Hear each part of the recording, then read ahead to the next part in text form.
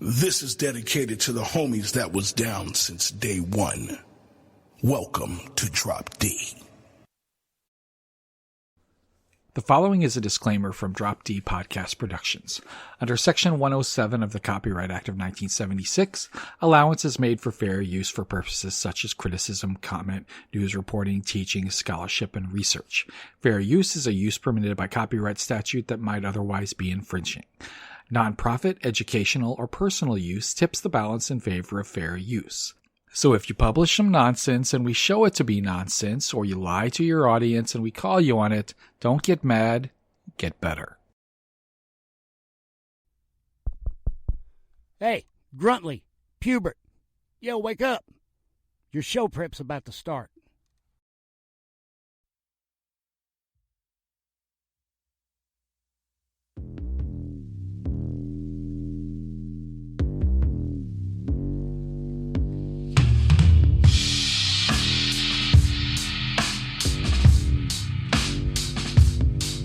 Welcome to Quick Hits, a JFK Assassination news and notes podcast with your hosts, Bob Clark and Doug Campbell.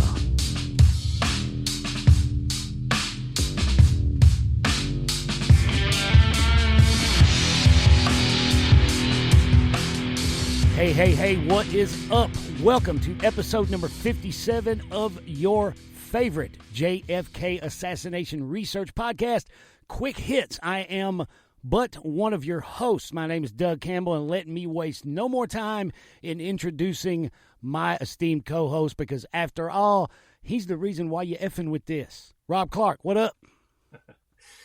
What's up, Doug? Happy to be back with you, and I think it's about 60-40 leaning towards you and your dulcet southern tones, sir. My dulcet southern tones, man. Yeah, whatever, man. My COVID-ravaged throat. That's what it is, damn it. It's you dropped in the Lone Gunman last night live chat and got several compliments. I love Doug's voice. Oh man, well, you can't blame him. I'm just kidding. I'm just kidding. The low gravelly tones just delicately tingle the loins of the ladies, if you know what I'm saying, Doug. Yeah, man, but dude, your register, this semi kind of between tenor and baritone, you're smooth, you're easy, you're like the Barry White of easy like a Sunday morning. Yeah, man, you're like the Barry White of the JFK Assassination podcast community. You're just like, it's like hello, silky. Ladies. That's what I'm talking about, man. That's what I'm talking about, and I get way more excited than you, and I think that comes off as a little more abrasive than you. You know what I'm saying? You're just, you're cuddly, Rob. You're cuddly, is what I'm saying. I'm a big teddy bear, Doug. I'm a big teddy bear. Yes, a big Barry White-esque, teddy bear with the sensibilities of Al Green. Let me throw that in too, ladies. You need to know that about Rob. Big bad Barry White here with you. Big bad Bob. Man, it's good to talk to you. I was sidelined, guys. We do apologize. We're about a week late. I got a little bit of the COVID that put me down for about 5 days. Unfortunately, our record date landed slap in the middle of it. So, but the very first opportunity we got to get back together and do this for you guys, we're right here, aren't we, Rob? Here we are. Yes, and hopefully I can make it through this show without having to say, Doug, hold on a second. I'll be right back. What did we eat, Rob? I don't know. I woke up this morning making a cup of coffee, and I was like, can't wait. I had to go in there. I took a big old Corey Hughes in the toilet. It was a huge Hughes, bro. Huge. Right? Big steaming. So I get done. A big steaming Corey. Yes. I go in there and I get my coffee. It's ready, good to go. I drink my coffee black, and strong like I like my women. And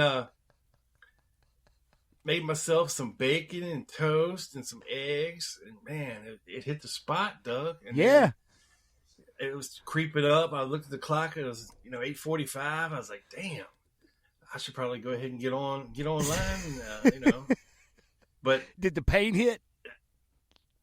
I got another wave, bro. Oh, dude. You were done. I had to take a Matt Scrumpton. You wasn't done. Oh shit, I ain't done. Hey, do you think Corey Hughes is a college football fan?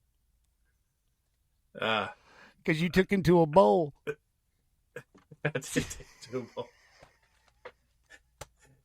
Oh, he probably never watched a college football game. He went to a bowl game this morning. He did. I dropped him off at the pool. Oh, there we go. Anyway, enough. Anyway. Man. Yeah. This is, you know what we've done? We accidentally recorded one of those conversations we have before we record the show is what we've done. Yeah, sorry for the toilet humor, folks. Yeah. Should I cut that part out or leave it? Just leave it in. Okay. I mean, should Momo cut it out? Because, that way he'd actually have to do a little bit of damn work rather than just sit over there and play on his phone. So, just leave it in like I left Corey laying in the bowl this morning. Lifeless. Oh, lifeless. Steaming. That's actually an apt analogy, man. That guy's always mad.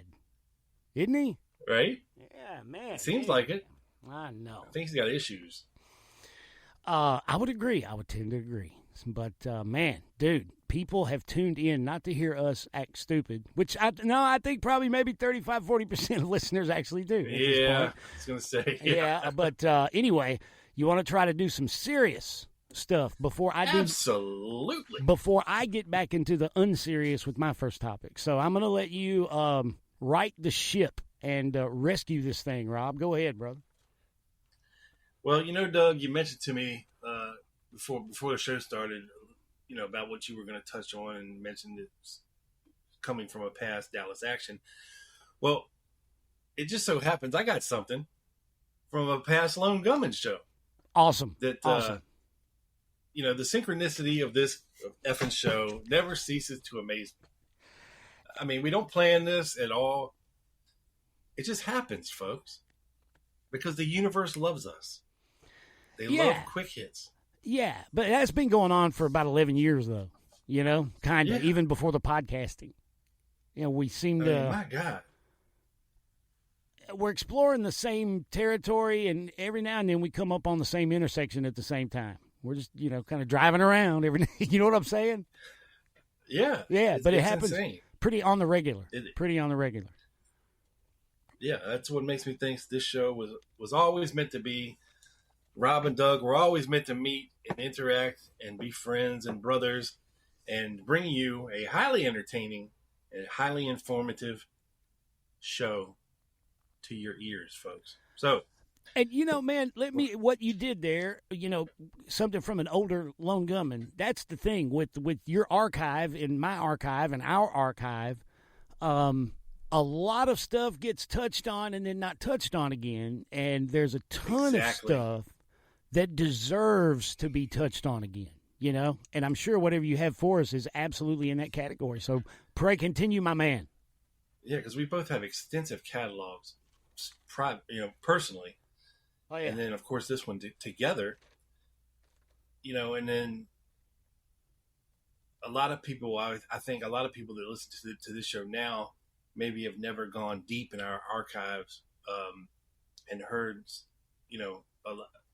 a lot of things. So, and this is one of Joey Scar's favorite topics that I ever did, and it definitely came out of the blue for me. But you never hear it talked about in the JFK community, so I figured I'd bring it up again. And what I'm talking about, Doug. Yeah. I'm going to read a little bit from an interview with Roy Truly. It's not really an interview. He's making a statement to Special Agent William Carter and Arthur Blake of the U.S. Secret Service on December 4th, 1963. Okay. He goes through here, I, Roy Sanson, truly wish to make the following statement to Special Agents William Carter and Arthur Blake of the U.S. Secret Service. I live at so-and-so, so-and-so. I'm a director of School Book Depository, and I'm also the superintendent of operations there. I have been employed with this firm since 1934, and the firm is now located at 411 Elm Street, Dallas, Texas. 34? The building, Yeah. Wow. Yeah. So he's been with him 29 years. Yeah. Wow. The building in which our company is located has been owned for many years by Mr. D. Harold Bird, who lives at 6909 Vassar in Dallas. Mr. Bird is now a not a retarded former Army colonel, but a retired Army colonel. Retired Army colonel. He was the first Army colonel with Down syndrome. No. Okay. This is a privately owned firm and is not part of any government agency, which I wonder why he feels the need to say that. Wait, hold up. This firm is not a part of any government agency. Yes. Huh. Isn't that an odd statement? Well, that's interesting. Like, why would you even say that? But okay. Okay. Wow. Yeah. Okay. He says the Texas School Book Depository is a business involved in the shipping and distribution of textbooks for various publishers to schools in Texas and other states. Wait. The building is not... yeah, go ahead. Did he say guns? No, I said guns. Okay. I was making a very subtle joke there. I was about to have a Corey right here in the vocal booth.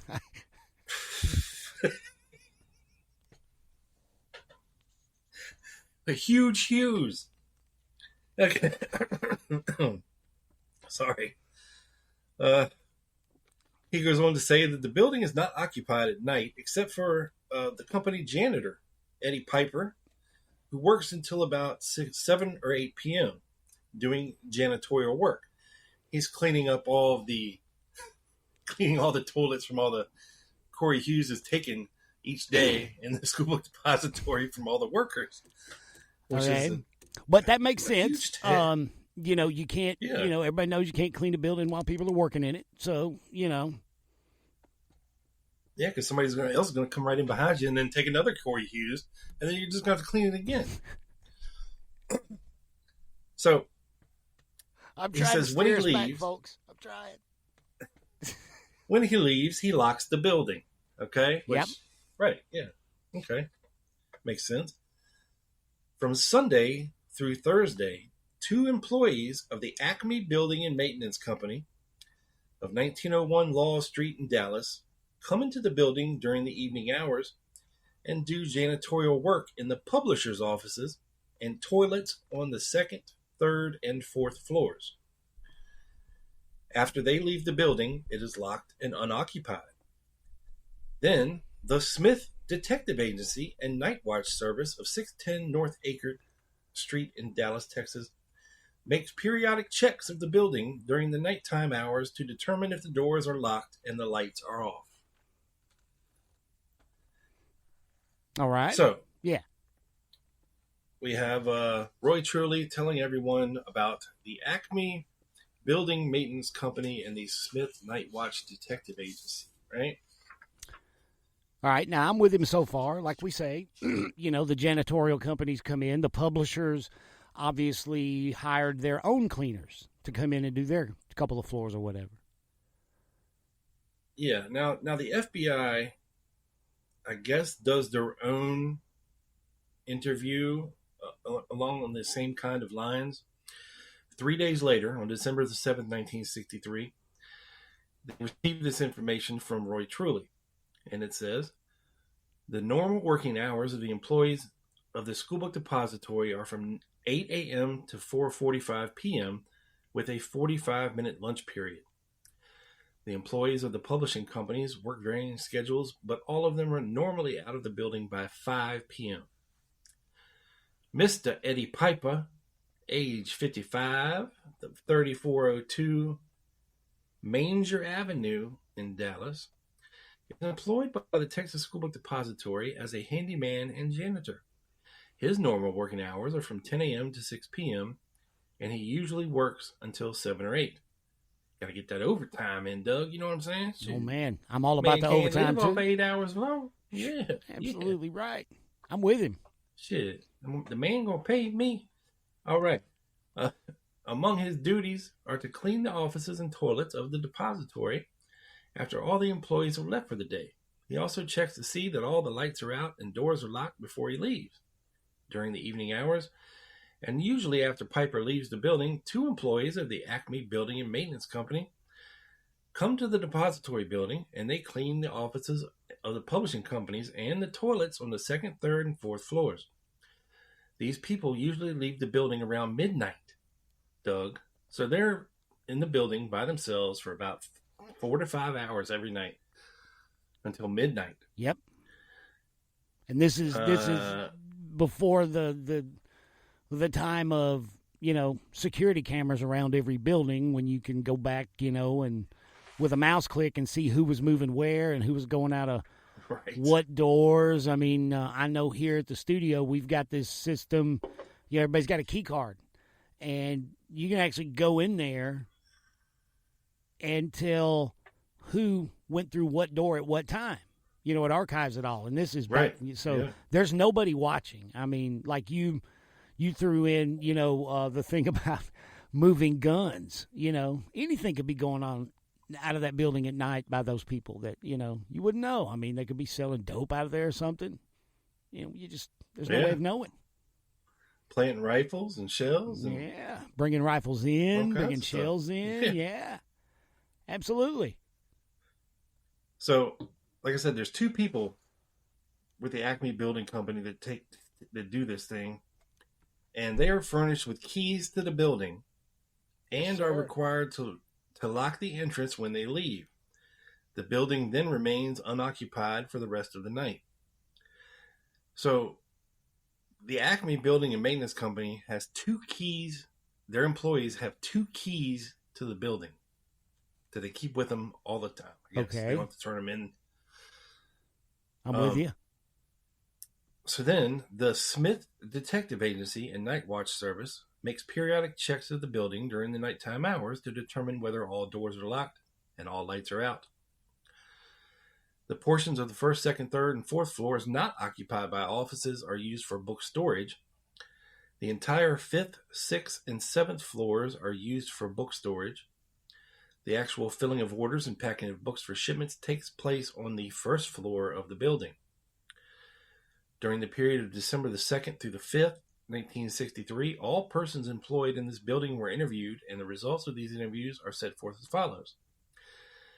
And they go through, starting with Jack Cason, who was the president of the School Book Depository, and down through Mr. Otis Campbell, the vice president of the depository, to Roy Truly, to Bill Shelly, and all the workers, and so on and so forth. Now, God, I guess it's been 8 years or so since I had Tim Yacarino on my show. And we talked about this because he actually did a lot of research into the Acme cleaning company. And it's been a favorite of my co-host Joe Borelli for a long time. And it was received really well at the time because, again, this is information that nobody really looked into or did any deep dives on before because, it's interesting because the police, the Dallas police, the FBI, Secret Service, none of them looked into these companies any further. You know what I'm saying? You would think that each and every one of those, anybody with any access to the building would have been checked out thoroughly. Yeah, you think, right? Yeah, absolutely. I mean, this is totally hypothetically speaking, right? Yeah. Hypothetically speaking, what if you were to find, say, a connection somewhere like an employee of Acme who sometimes works the depository or an employee of Acme was say, connected with an Alpha 66 meeting on Harlandale, at the house on Harlandale or something. You know what I'm getting at? That would, but Right.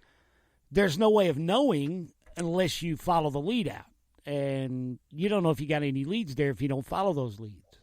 So, yeah, that's maybe somebody had just been hired like a month ago who might have CIA connections. right. You know what I'm saying? Yeah. It was his job, to set this thing up, and then after it was done, he quits and he's gone and never seen again, But who knows? You find out he trained with the brigade back in 1960. Right. That kind of thing. Yeah. His name was Roy Hargraves. And No. and nobody followed this up. They didn't. They just basically No. they ascertained the names of the companies, but never went any That was further. it. That was it. That was just drop the lead. They did not investigate these companies at all at the time. No. So let's talk a little bit about this Acme Now building this was on maintenance December company. 4th, right? You was December 4th of 63 when he gave them this information about the cleaners and the janitorial people and the overnight people and Yeah. whatnot. Oh, well, see, there you Yeah, go. he gave That's it to the Secret Service and the FBI within 3 days of each other. that's another thing. At that point, man, they were already shutting doors. Don't you dare open another door. You know what I'm saying? Right. Oswald was dead. Yeah. They had their guy. Yep. It Look reminds, no further. yeah, it reminds me of the follow up on Lauren Hall in that Johnson 30-06 when they interviewed the two private detectives that had it in Hawk, that Hall got it from. They asked him all these questions, and then at the end of the report, he just says, "But this is a Johnson, not a Mannlicher Carcano, like the suspect in Dallas had, so no other action is necessary." At the end of the memo. Right. So, why look any further? I mean, they got the guy, and Henry Wade went on TV and said so. We got him wrapped up in a little bow. No sense in looking any Right. further. All right, so the Acme Building Maintenance Company was founded in 1920 by a man named Frank Jones. All right. And as high-rise buildings started popping up inside the city of Dallas, Mr. Jones sought to take advantage of the vast amount of cleaning of these new buildings that they would need. The company grew at a very fast rate, and by the 1940s and 50s, they were dug over 2 million square feet of office space within the city of Dallas on a nightly basis. Wow. Yeah. So by 63, they would have been in business at that point for 43 years. That's a big company. Yeah. You're damn right. There's a lot of illegals being employed at this company named Rosalita.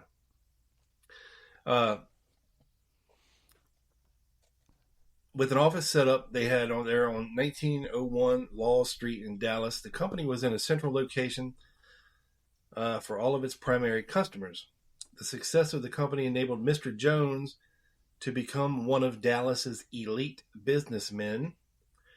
With articles featured in the Dallas Morning News during this time, he was able to have great financial success. Yeah, I imagine that guy was one of those local sort of political influencing mover and shaker type businessmen, I would imagine. Yeah, we call those type swinging dicks. Yeah, absolutely. Yeah. With this success, Mr. Jones joined the Dallas Citizens Council, and they were a group of powerful Dallas business owners who in later years would set up the luncheon at the Trade Mart for President Kennedy upon his arrival in Dallas. In 1954, an article in the Dallas Morning News had the caption, "Acme Building Maintenance Dallas's Industrial Janitor." So they were doing puff pieces, in the Dallas Morning News about this guy and his business.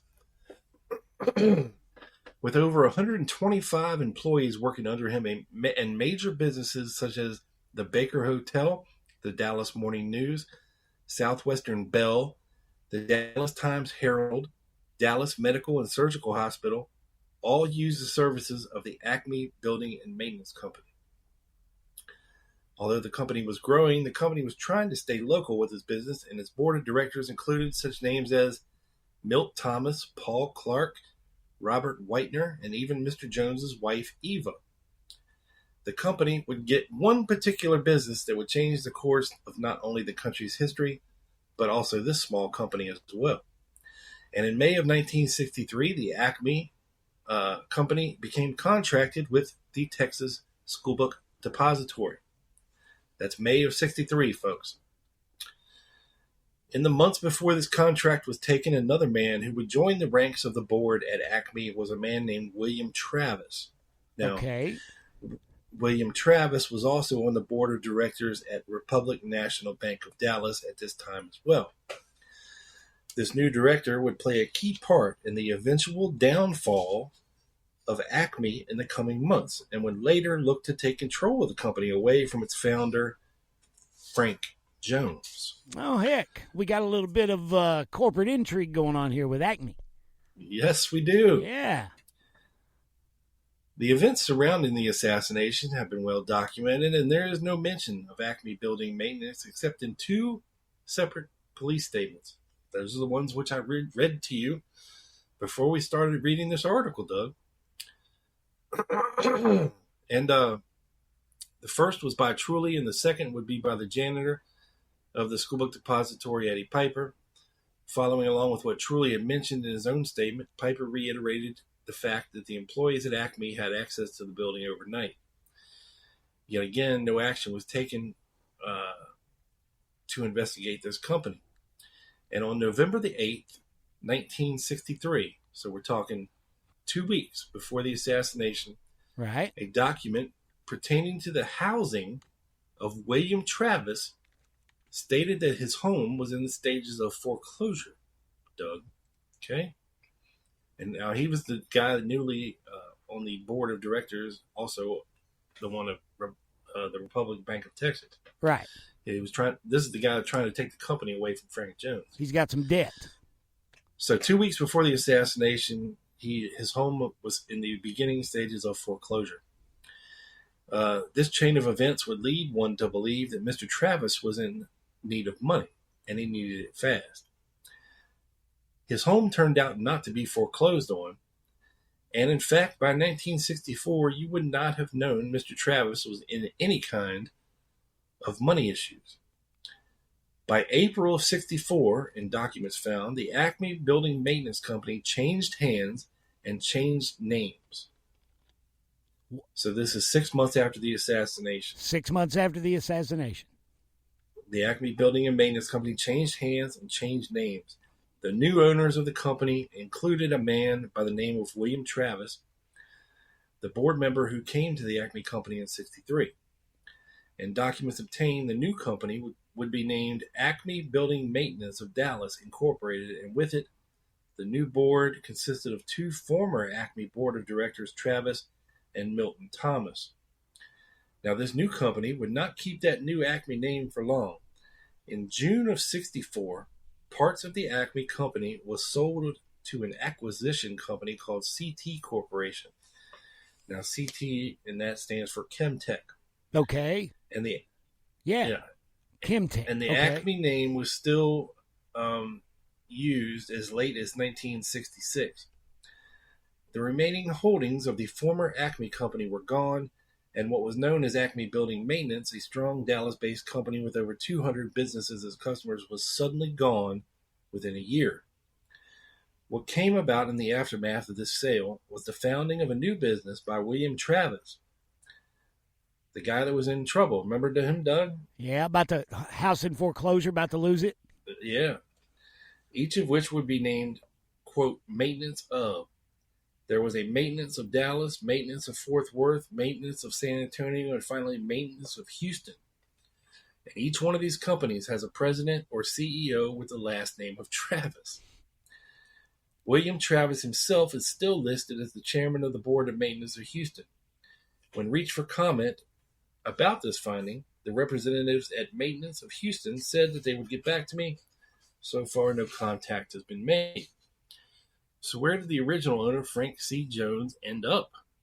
Well, after the sale of his company, Mr. Jones was not able to find the success he had with his first company. And by 1966, in documents obtained, he was forced to sell his original home where he'd been living since 1944. Mr. Jones would go on to working at various companies over the next couple of decades and would live off pensions from these jobs. And by the time of his death in 1991, Frank Jones was not a well-known man in Dallas anymore, and the company he had founded was broken up into many different companies by former board members. It's almost like an old-style mafia bust-out. Yeah, that's what we call a corporate takeover, folks. Yeah, 100%. A bust-out. God damn. Ruthless. Yeah. So by the time the Warren Commission was pulling together witnesses, the Acme company had already been sold twice, okay, and broken up into different companies. Now, with that, the records of all employees went with these acquisitions. The only names that can be found are the original board of directors and the board of directors from the new company. Was this done to keep the real killer's identity a secret? Was William Travis paid off and handed keys to would-be assassins to set up a sniper's perch? All of these theories are left to the unknown, but what we do know is that a company that should have been looked into more clearly was not. And if you try to find the name Acme Building Maintenance of Dallas, you will be unable to find them. Most likely, Tim's website will come up, and that's about it. In various city directories, they are briefly mentioned, but the state of Texas did not even have them as a business that existed ever in that state. Hey, can I just say hats off to Tim, because that's good work. Putting if all notion of that business has been, for all intents and purposes, wiped, and he was able to put this much information together, man, that's good work. It is, yeah. He says, another Acme Building Maintenance Incorporated existed in Austin, Texas, and they had to give permission to William Travis in order to use the name Acme Building Maintenance of Dallas Incorporated. It seems odd to me, Doug, this business that was so big and powerful for 40 some years, you know, the owner, Frank Jones, getting all these accolades and write-ups in the Dallas Morning News, and his business is growing, has now seemingly, within 2 years of the assassination, dead, buried, gone, and wiped, broken up, and split into multiple different companies, and you never hear nothing about this poor guy, Frank Jones, who ended up having to sell his house, I'm sure, just to keep living and work other jobs. Man, it makes you think there's more to the story because, this company had over 200, did you say 200 customers in Dallas, this building maintenance company? Yeah. And big companies. One of their customers suddenly becomes the most infamous building in North America. And the company's busted up and scattered to the winds, as they say in various JFK research blogs. You know what I'm saying? It is, yeah. But I see where you got where it's going in that. Well, if you were going to sneak a rifle in the plant, right? Yeah, this is the only company that has keys to the building, other than the owners and workers of the building. Right. And they didn't go any further, didn't interview any employees, there's no mention of the FBI going and saying, okay, we need a list of people whose names people who have access to this building at night. And then going, like I said, by the time the Warren Commission was pulling together witnesses, the Acme company had already been dismantled and sold twice. Okay. All records. Now, there you go.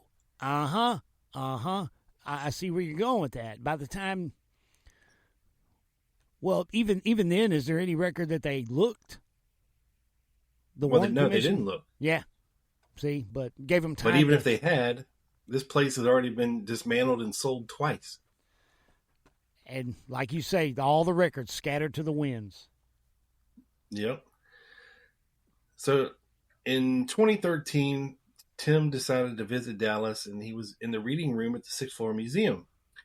And while he was there, the late curator of the museum, Gary Mack, happened to be in there at the same time. He says, I was too afraid to talk to him about this company at the time, so I emailed him later that day in hopes that he would have some more information about them. In his response, he was not able to provide much, except for the same police statements that I already had in which they were mentioned. At the end of this email, he told me to keep him informed of anything that I found, as he found it intriguing. I kept digging and will continue to dig into this company, and for those who were part of it at the time, for they may hold the proverbial keys to some of the answers in the Kennedy assassination. So yeah, I mean, that's all very, very interesting. Very interesting, and I was unaware. I was unaware that you know, I'm sure I heard that episode, but you know, I didn't know that it was busted up and scattered in a weird corporate takeover right after, conveniently enough, between the assassination and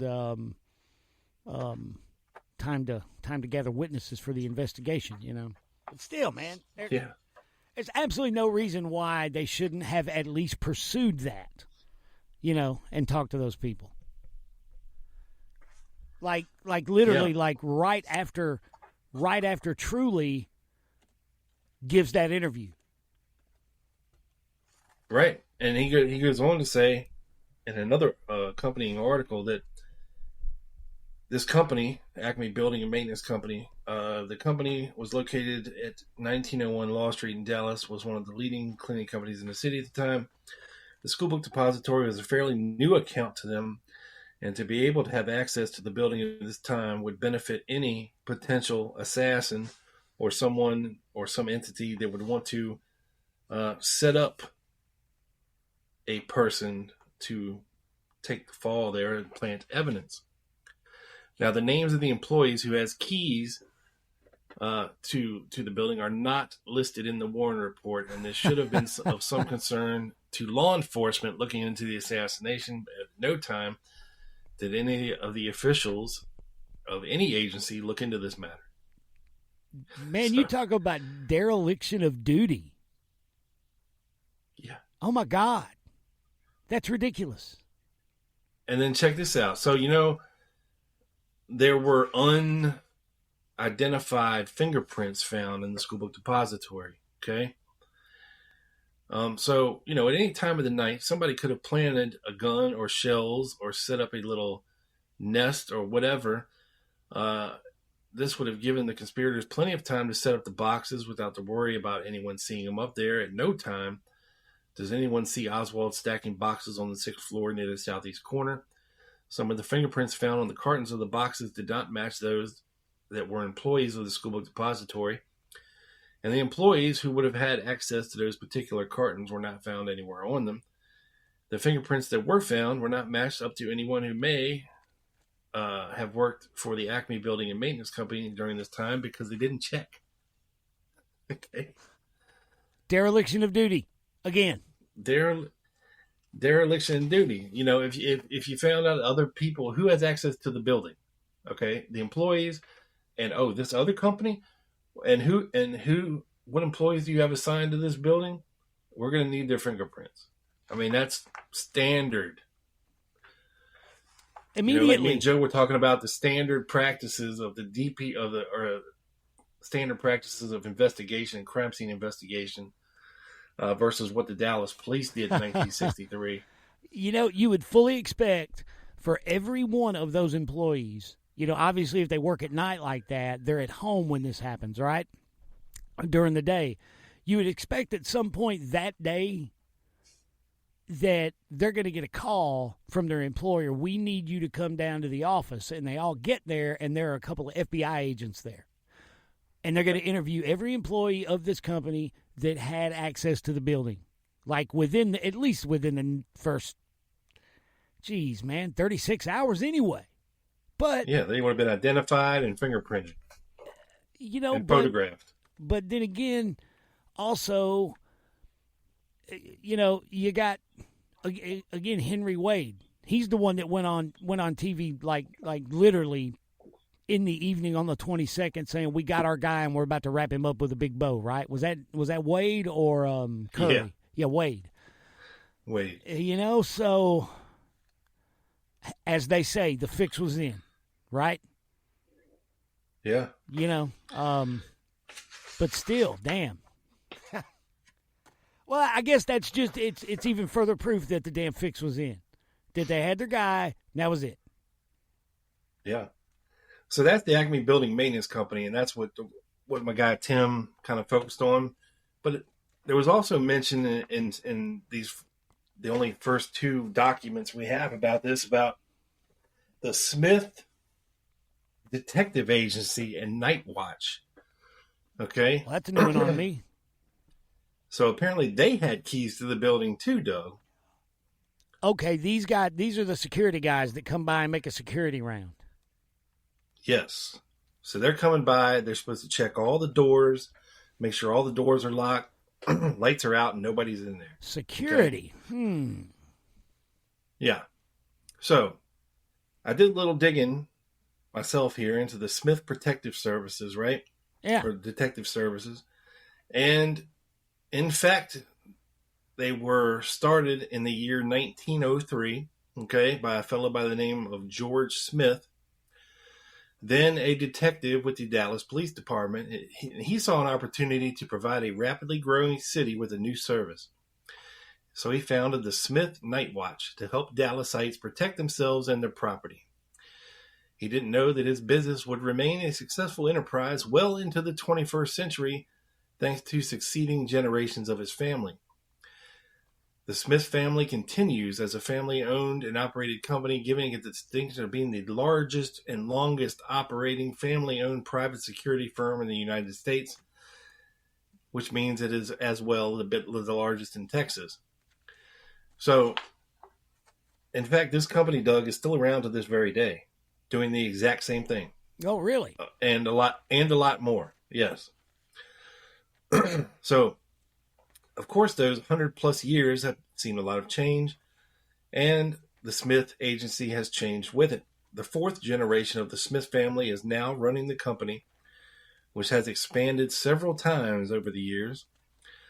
While security remains an important component, the family added Smith Personnel Services more than 30 years ago.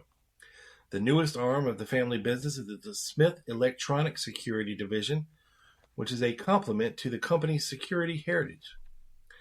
Behind the various components of the business is a constant of unwavering customer service. They provide the kind of personal service that only a local family-operated business can offer. The longevity and growth of our company is a result of referrals made by satisfied customers. Our business model is based on solid work ethic, integrity, and our dedication to provide our customers with the best service possible. Smith Protective Services, as it is now known, is a fully licensed security service provider through the Texas Department of Public Safety Private Security Bureau, as well as a duly licensed training academy and private investigations firm. Our management team consists exclusively sounds like of a bunch licensed of spooks. security. Yeah. Yeah. Our management team consists exclusively of licensed security managers who stay current on advancements in our industry, allowing us to constantly improve our services. Now, this is their this next part comes from their vision statement, okay? And their company's core values. The vision statement is Smith creates long-standing relationships with our customers by providing superior, individualized service and solutions to meet their business needs. We strive to make this a company that empowers others for success. Smith employees are our partners in this endeavor. And as an organization, we together strive to enhance the experiences of our customers, our employees, and the communities in which we all work and live. Blah, blah, blah, blah, blah. Okay. Their core values are quality, personal relationships, commitment, integrity, and adaptability. Their creed is the right people, the right training, and the right technology. Right? Now, But sounds like a bunch of spooks to me. Anytime I hear about those kind of security firms nowadays, big ones like that. Yeah. Like Whacking Hut and others. Yeah, man, I'm weary. So here's a list of things that they do now. Oh, okay. Versus what they only did then. So now they provide unarmed and armed security officers. Smith Protective Services combines the right people, the right training, and the right technology to deliver unmatched security services. Smith security officers provide services across business sectors and are a great visual deterrent against theft, vandalism, and disturbances. We carefully screen and select each officer as well as continually monitor and evaluate their performances. Armed officers are trained in firearms proficiency and qualified to the highest standards. Smith strives to ensure every officer is professional, knowledgeable, thoroughly trained, and focused on their working partnership with you. Mobile patrol services. Smith's mobile patrol services are available 24/7 and are fully customizable to meet your unique needs. Smith provides services for community safety patrols, facility patrols, patrol hits, alarm response, building checks, which is what they were doing in 1963. Which is all, stuff we need, for sure. Yeah. They also do electronic reporting and officer tracking. So they currently use guard management software, which allows you the convenience of real-time electronic reporting, offering a myriad of reporting options. This system renders handwritten paper reports obsolete. See where your officers are going and what they are doing at that time. So apparently if you hire this company, you're able to track and get reports electronically on the officers that are guarding your building, or you know what I'm saying? Yeah. Additional software features are daily activities, incident reporting, increased verification of officer completing tasks and checkpoints, time-saving customization of reports, and QR codes pertaining to task assignment, safety bulletins, and task completions. So there you have it, Doug. Those are the two companies, one that dissolved fairly quickly after the assassination, and one that grew into a massive private security complex and is still in business 60 years after the assassination. And these two companies are the only two outside of the building people at the Schoolbook Depository who had keys to the Schoolbook Depository at the time of the assassination and were never checked upon by law enforcement or the Warren Commission, for that matter. Not even a cursory investigation of any kind. Who works for these people, Yeah. So that's all I had about the Smith Detective Agency and the Acme Building Maintenance Company. I just thought it came from a relatively older episode, and it's information that hasn't been out there a lot, even in the time since I did it on my show. So I wanted to refresh our dear listeners here at Quick Hits with that interesting information. Absolutely, because it's a potential lead purposely not followed. And, perhaps some intrepid researcher, member of the audience, might pick that up and start looking into who was working for Smith, say, at the time.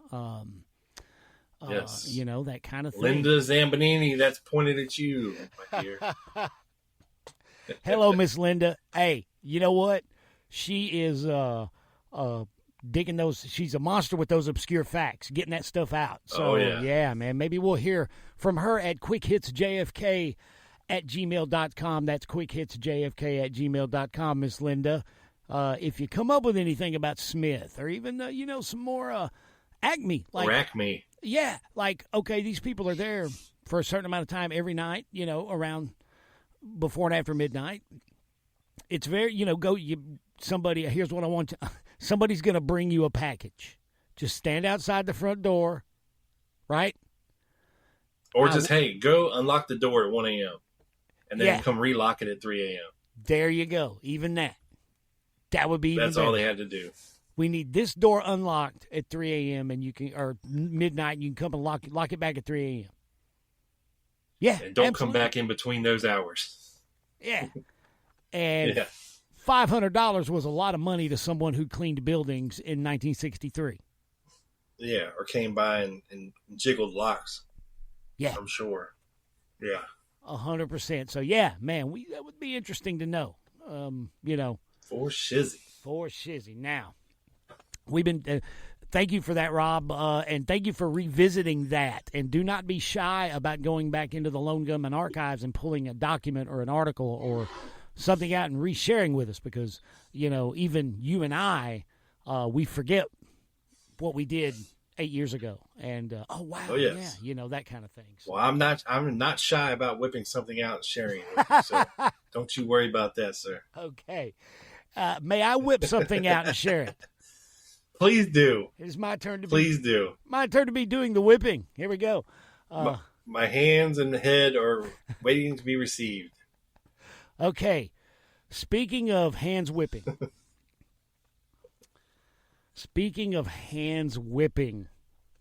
Rob, are you familiar with the phrase, or with the word, the acronym, whatever you want to call it, incel? You know what that is? Yes.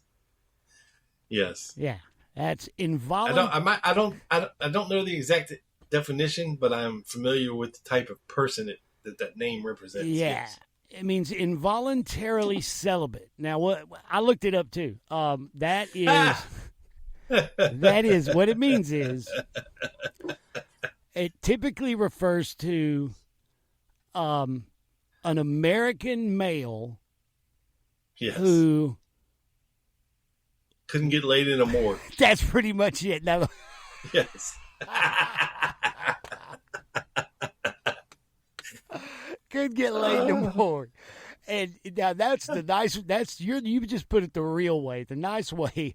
What I read on the internet was that they would desire a physical relationship with their heterosexual male who would desire a physical relationship with a female, but are unable to find one. The involuntarily celibate.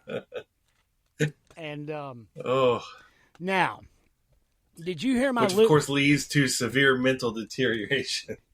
It does, man. It does. And it leads to 20 hours a day on YouTube, apparently.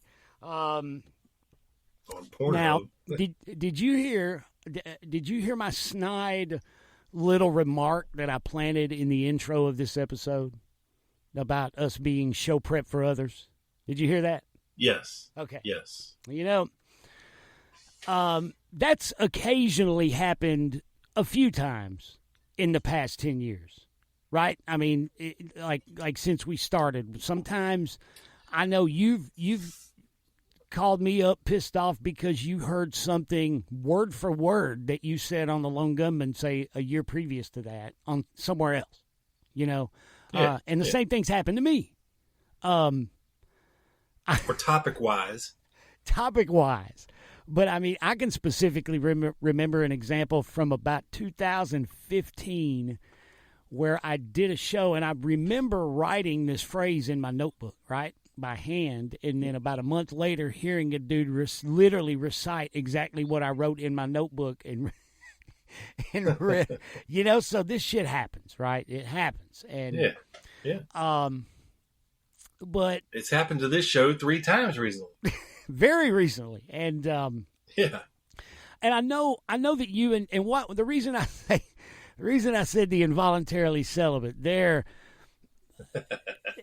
it's been happening more recently lately, like you said, since the establishment of the Incel Magaverse, and one particular show that built up an audience in that demographic,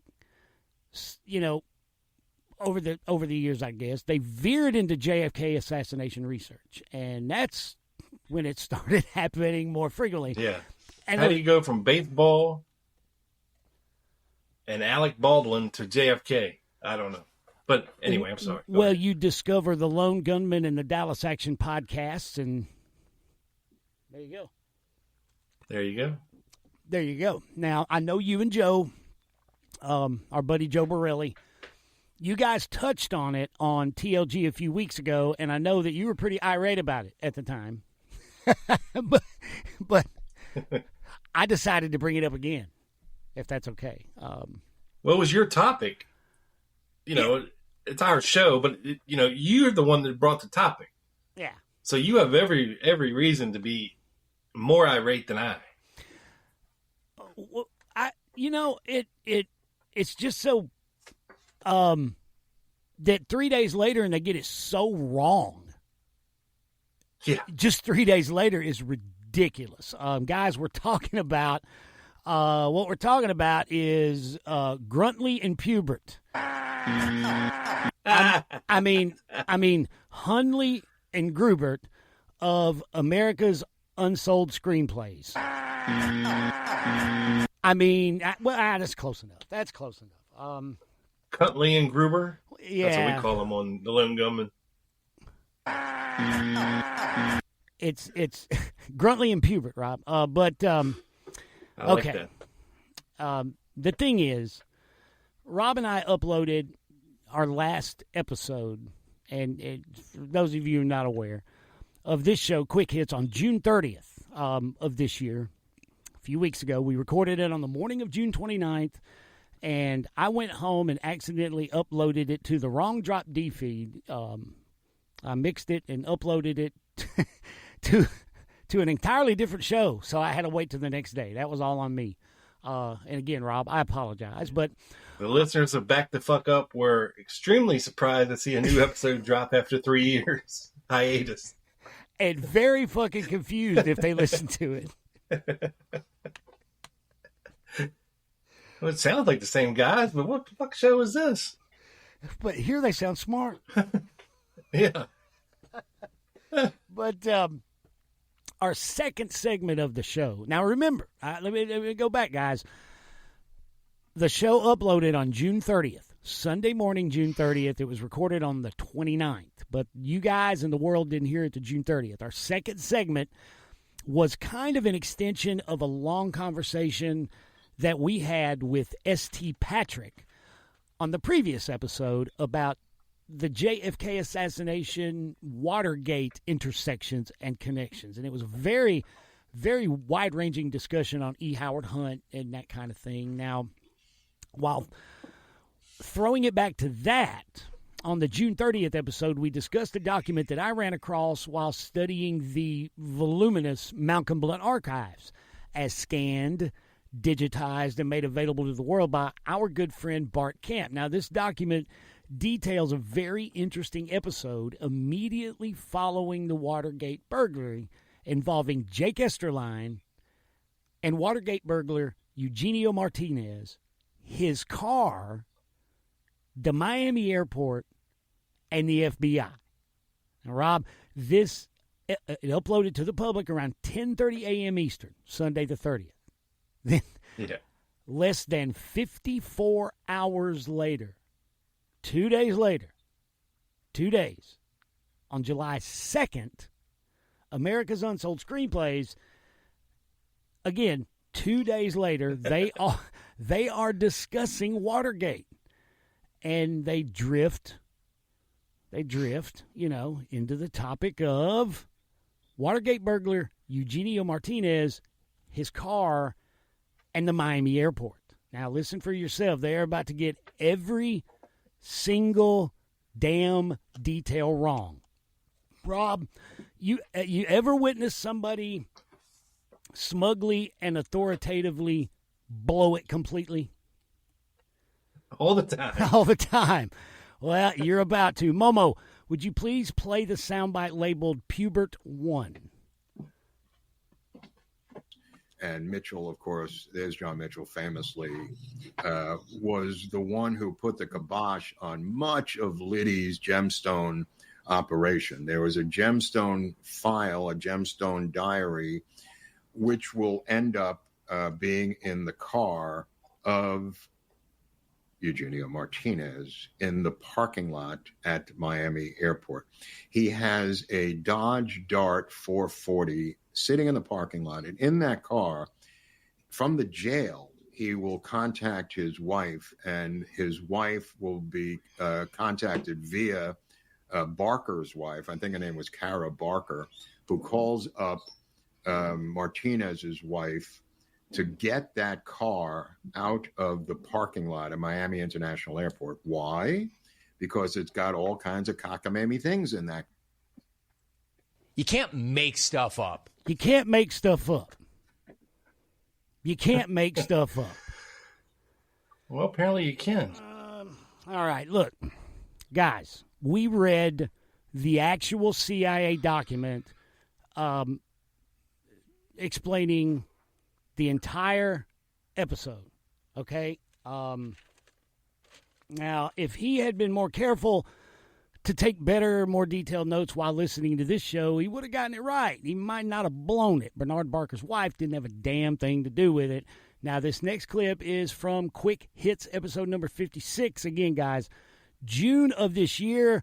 I apologize for the sound quality ain't great, Rob. I nabbed these sound bites with my equipment at home while I was sick on COVID. It's not as good as the original, but it's pretty damn good. All right, Momo, Pubert 2, please. Doug on Martinez. A former Miami maritime asset who was terminated 31 August 1972 informed Mr. Esterline that he and a business friend, Manolo Villamanon. I actually practiced this, Rob. I still can't do it. Manolo Villamanon. Hey, that's pretty good. Had been contacted frantically. Check this out, dude.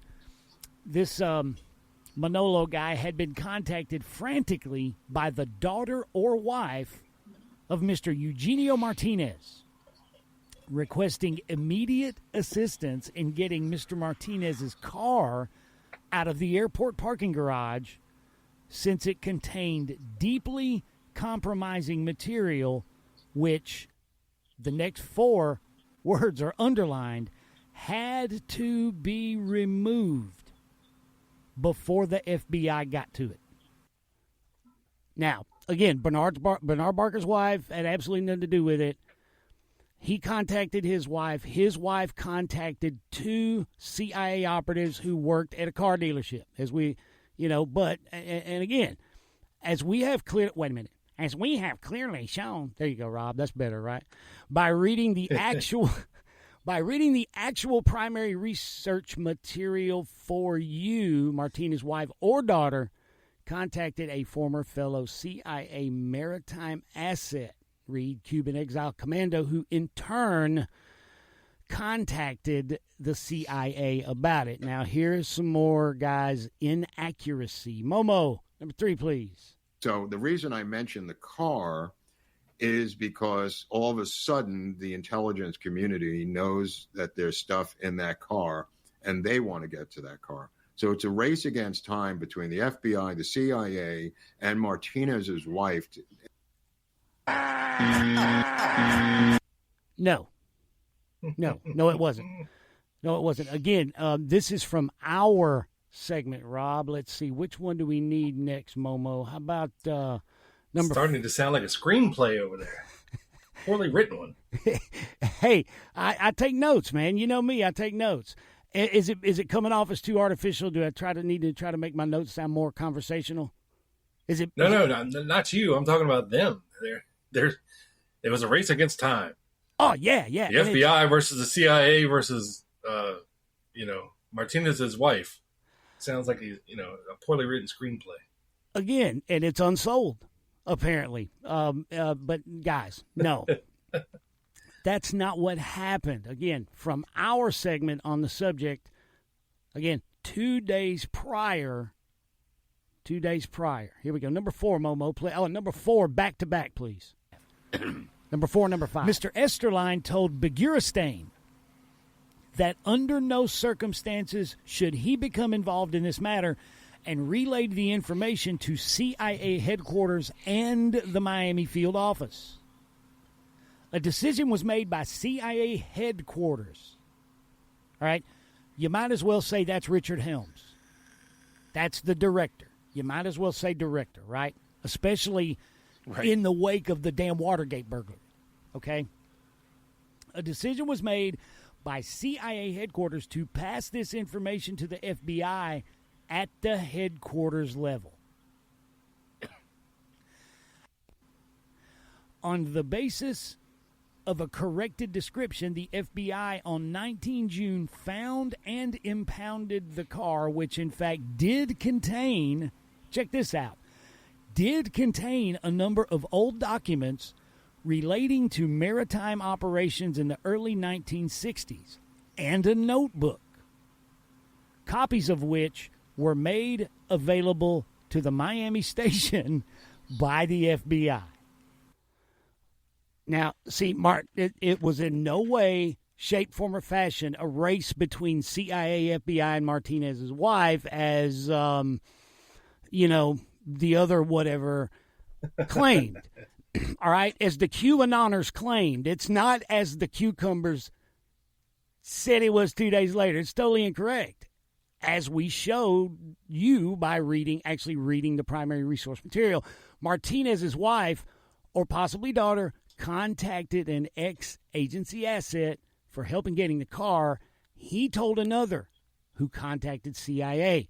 When Langley found out, here's where he's getting it huge wrong, they immediately called the FBI and damn colluded with them, Rob. That's what happened. Esterline instructed the go-between to get an accurate location and description of the car from Martinez's wife. But instead of going and getting it for her, they immediately dimed it to the FBI, who gave the CIA the embarrassing shit in the trunk and took the car. It wasn't a race. They were working together against Martinez and his wife, period. Yep. It's all bullshit. All of it. Oh, my God. But purely untrue nonsense is something that has come to be expected from that channel. Remember the nonsense, Rob, they spread about the infamous 14.5-minute gap? Momo, Pubert 6 and 6B, please. Right, but I remember the tape. That tape disappears when it goes to the university. You heard the tape? I've heard the tape, and others have heard the tape. The audio disappears when it goes to the University of Virginia when Larry Sabato starts the presidential library. That's where it disappears, Jimmy. Are you implying that Larry... I'm not only implying, I'm saying it on the public record. Okay, all right. Just to get on the record, because we were tracking it for years. You just lied out your ass. You just lied out your ass, dude. You just lied out your ass. You just lied out your ass. And even D. Eugenio's laughing at you, you shithead. He's not laughing with you, dude. You just lied out your ass, man. Right out of your ass. The true... But that prompted us to do the whole 14-minute gap episode of Quick Hits, who was summarily preempted by Jefferson Morley. So you can't... Hey, man, make look, this shit up. I was trying to be diplomatic when we did like that show, but yes, I hit Rex Bradford up to comment on this. He very politely told me I'm not going to comment or even acknowledge it. And then 2 days later, his buddy Jefferson Morley did a thing on it. So that's what happened. Yeah. So, unbelievable. Rob's right, but that's what prompted us to do that. But the thing is, like I say, the true history of the 14.5-minute gap that exists on a dictabel of a phone conversation between Lyndon Johnson and J. Edgar Hoover on 11/23/63 is known. Pubert, we know the true history of Rex Bradford's discovery. I mean, we know. That's like when what's his name? John D'Angelo heard you say that and start laughing. It was not an expression, oh, this is great research. That's not what the fuck he was doing. He was going, no. Oh my God, this clown said this out loud. It's exactly what he was doing. And let me tell you something. He is good at... I've seen it. I've heard it. Yeah. We were tracking it. Look at when Rex Bradford discovered it, please. Please just look at the chronology. I mean, it's just, anyway. Ridiculous. But guys, when the other week when Rob and Joe were talking about these 3 shows being used as show prep, it's a real thing, you know. And when I say that our shows are collectively the most listened to shows about the JFK assassination, I'm not lying. Nah. You would be severely amazed at everybody that listens. You know, and dude, a while back, my boss, this has been a year or two ago, about a year ago, I guess. My boss was asking me, like, you know, he asked me a ballpark, the figure like a month, right? And I told him now, and at the time I said, I'm counting collectively, you know, the 2 that we do together, you know, my solo and the one I do with my partner. And I swear, dude looked at me like, I mean, but it was a surprise, like, and I could see it in his face for a split second, like, is he fucking with me? You know, for real. Yeah, I have to show people just to say, look, I'm not lying. Here's the numbers. You know, it's like, here it is. And somebody brought it up in the show last night that on the last JFK historical, you know how they have these get-together Zoom meetings every so often or something. You know what? I've been to a couple of them. Yeah, absolutely. One apparently. There was one dude, I'll tell you real quick. Yeah. Ironically enough, the first time I got COVID, I'm laying in bed, like with the camera cut off, attending one. And Larry Rivera comes on, and he is showing this photograph from that book, Coup in Dallas, right? Yeah. And it's a picture of 3 old guys on a private jet, right? And there's one dude, you can only see the top of his head. All you can see, you know of his face at all. And he's like, this is David Atlee Phillips and Otto Skorzeny. Look, that's Skorzeny, which it was Skorzeny. But he's pointing to this other guy. That's David Atlee Phillips. It's David Atlee Phillips, right? And the dude's wearing his watch on his right hand, right wrist. So I'm sitting there with 103-degree fucking fever with COVID in bed. And I went into my materials and I pulled 8 photographs of David Atlee Phillips out wearing his watch on his left wrist.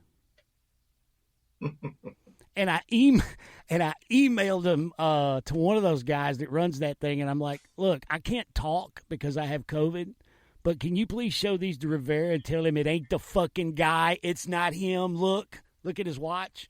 And homie, he did. And Larry Rivera updated his blog post on it like a day later. To his credit, it was pointed out by Doug Campbell that it's not him because look at the watches. So, to his credit. But anyway, that's my little... Well, funny you mention him because... Ruh-roh. It was brought up to us last night that they were watching the most recent one, I guess, and they started talking about... And Rivera started talking about the Lone Gunman podcast because we just had Alex Harris on there. Yep. Talking about the Mexico City tapes and stuff like that. So it just amazes you who listens, you know. And look, in the past, I used to trounce Larry Rivera because he was associated with Jim Fetzer and Ralph Sinkay and Richard Hook and that whole crew of shitheads and fraudsters. And he still is. You know, there's, well, yeah, but you know, the whole riders, the motorcycle rider thing. He's gotten so much wrong, but he does do some good work on his own. There's a lot of good blog posts at his on his blog, and you know, he did that interview with Roy Lewis, you know, in the middle of a crowded, loud restaurant. But he gets some good information. But, you know, the reason that nobody respects what he has to say is because of his association with Fetzer and that whole group of people. Well, there's and that. their whole Oswald in the doorway and all this other dumb shit. It's I get what you're saying. I'll say that. I get what you're saying. Does some good work. And you some know what? Some things he does good, but it doesn't outweigh the nutty shit, you know? Yeah. We have some mutual friends. I've got a couple of friends that think highly of him and his work, and I think they have the same sentiment you do in that the Fetzer thing, is like, man, if you could just kind of get away from the crazy a little bit. But, what are you going to do? Yeah, I mean, he has taken steps and going in with those guys over there who are a little less nutty than the Fetzer crew, I guess. But it is what it is. But, it's people like, I never would think that he listened to the show. Like, it's just crazy. I mean, I think the new president of Venezuela listens to the show, but what do I know? Hey, man, I've got regular listeners in places like Kenya, Zimbabwe. What is that? Oh, man, it's 2 words, and it's somewhere in the South Pacific, or like, I don't even know if it's in the South Pacific. Kuala Lumpur or something like that. Is that a real place? Did I say that right? I'd have Kuala to look Lumpur, yeah. Something like that, yeah. It just blows my mind, man, when you go to the Spreaker page and it'll break it down by country and province or whatever. Yeah. It's crazy, isn't it? Like, but wow, like the new president of Venezuela, man, this guy, he's in this meeting and it's televised or recorded or something, and he starts just breaking out all these facts about the JFK assassination because of what recently happened with Trump. But he just starts throwing all this JFK stuff out. And I'm like, and Joe sent it to me, and I emailed him back and said, "Yeah, he's a listener, bro." Dude, what did he mention? What did he mention? All kinds of stuff. You can find it out there. I thought it was Venezuela. Let me double check before I sound like an idiot. Well, too late for that, but you know what I'm saying. Let's see where Joe sent it to me here. Where?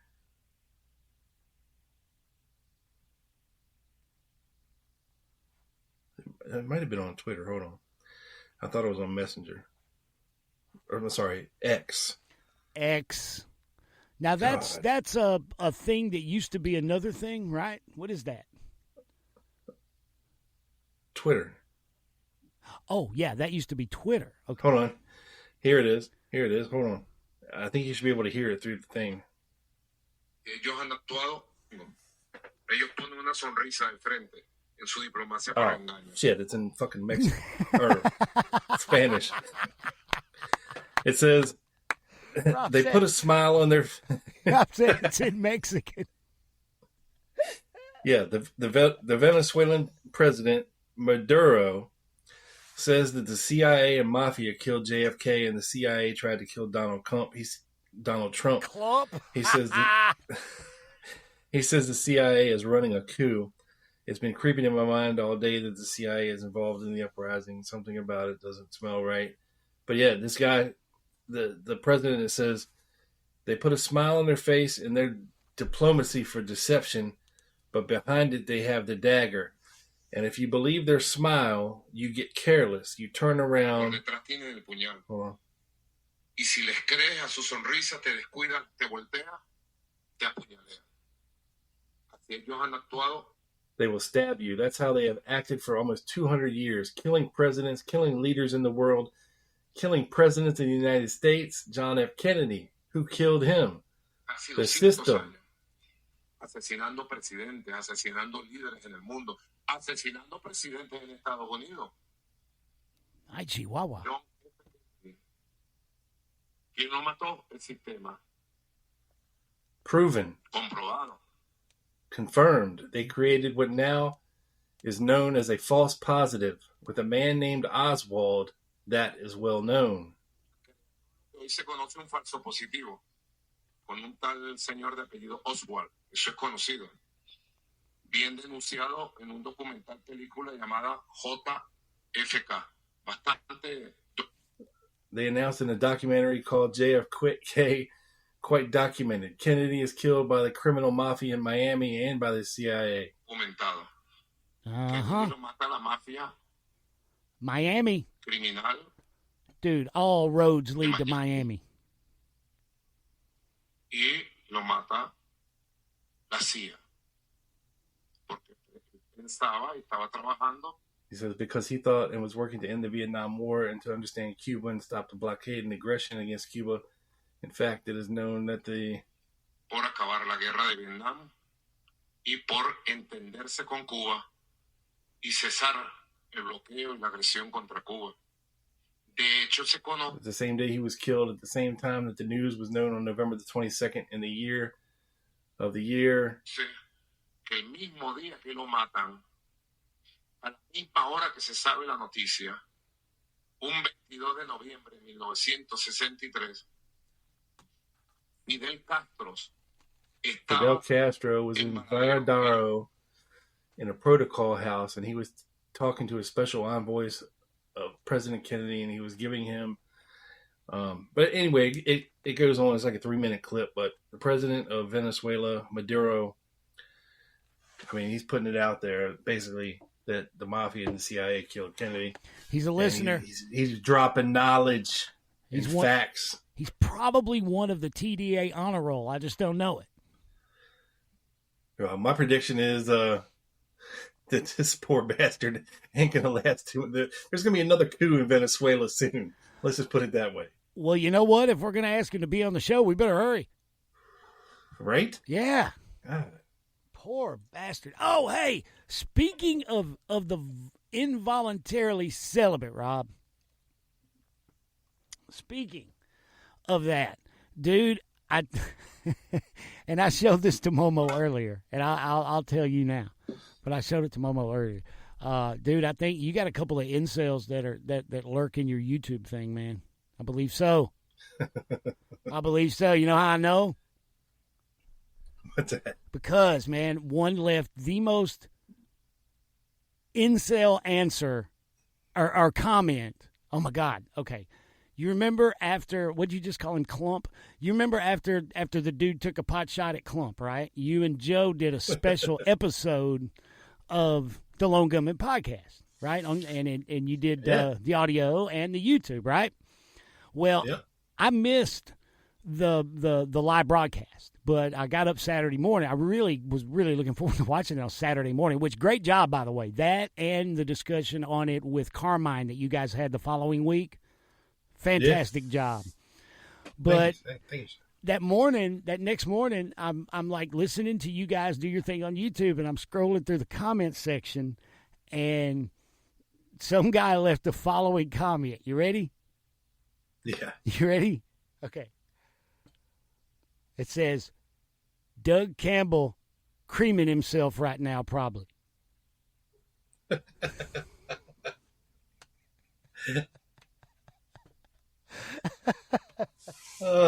Here's why that's an incel answer, right? You'll understand when I say this. You and I are the exact opposite of that, right? Yeah. We are voluntarily not celibate. True. Right. See, that's the thing. I mean, me and you, the last thing we ever cream is ourselves, right? Exactly. Wait. What's that, Momo? Hey, another 2 inches on a horizontal plane. I'd have creamed the whole fucking house. Oh, God damn, Momo. He's trying to get us Tenacious Deed or something. I don't know. But on that note, Rob, do you want to play some promos and take a little break? Surely. All right. Ladies and gentlemen. I think I might have to go cream my jeans. Take another Corey? Yeah. Okay, ladies and gentlemen. Huge hues. We'll be right back from these messages from Rob's sponsor.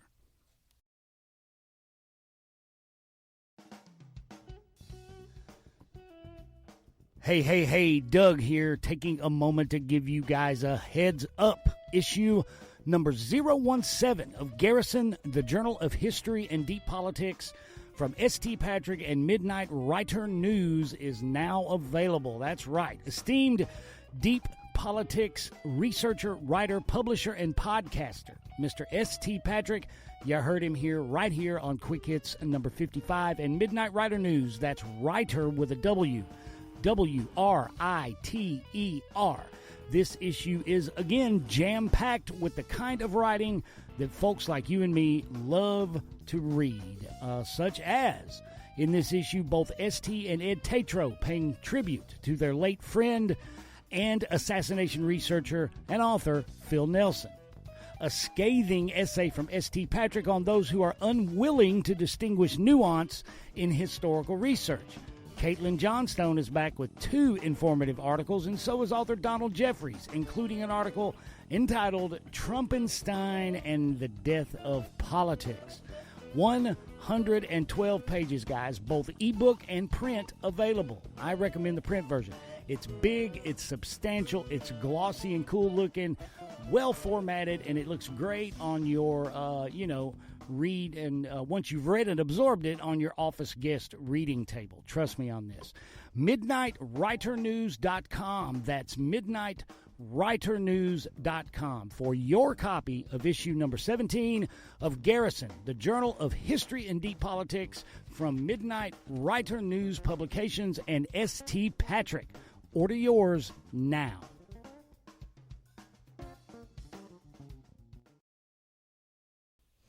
Hey, we are back. It's Quick Hits number 57, JFK Assassination Research News and Notes. My partner right over there is Rob Clark. What up, Rob? What up? I am Doug Campbell, and Rob, next, sir, I have 2 quick hits on 2 relatively short documents that recount some intriguing yet not well-known witness statements. Cool? Already, hell yeah. All right.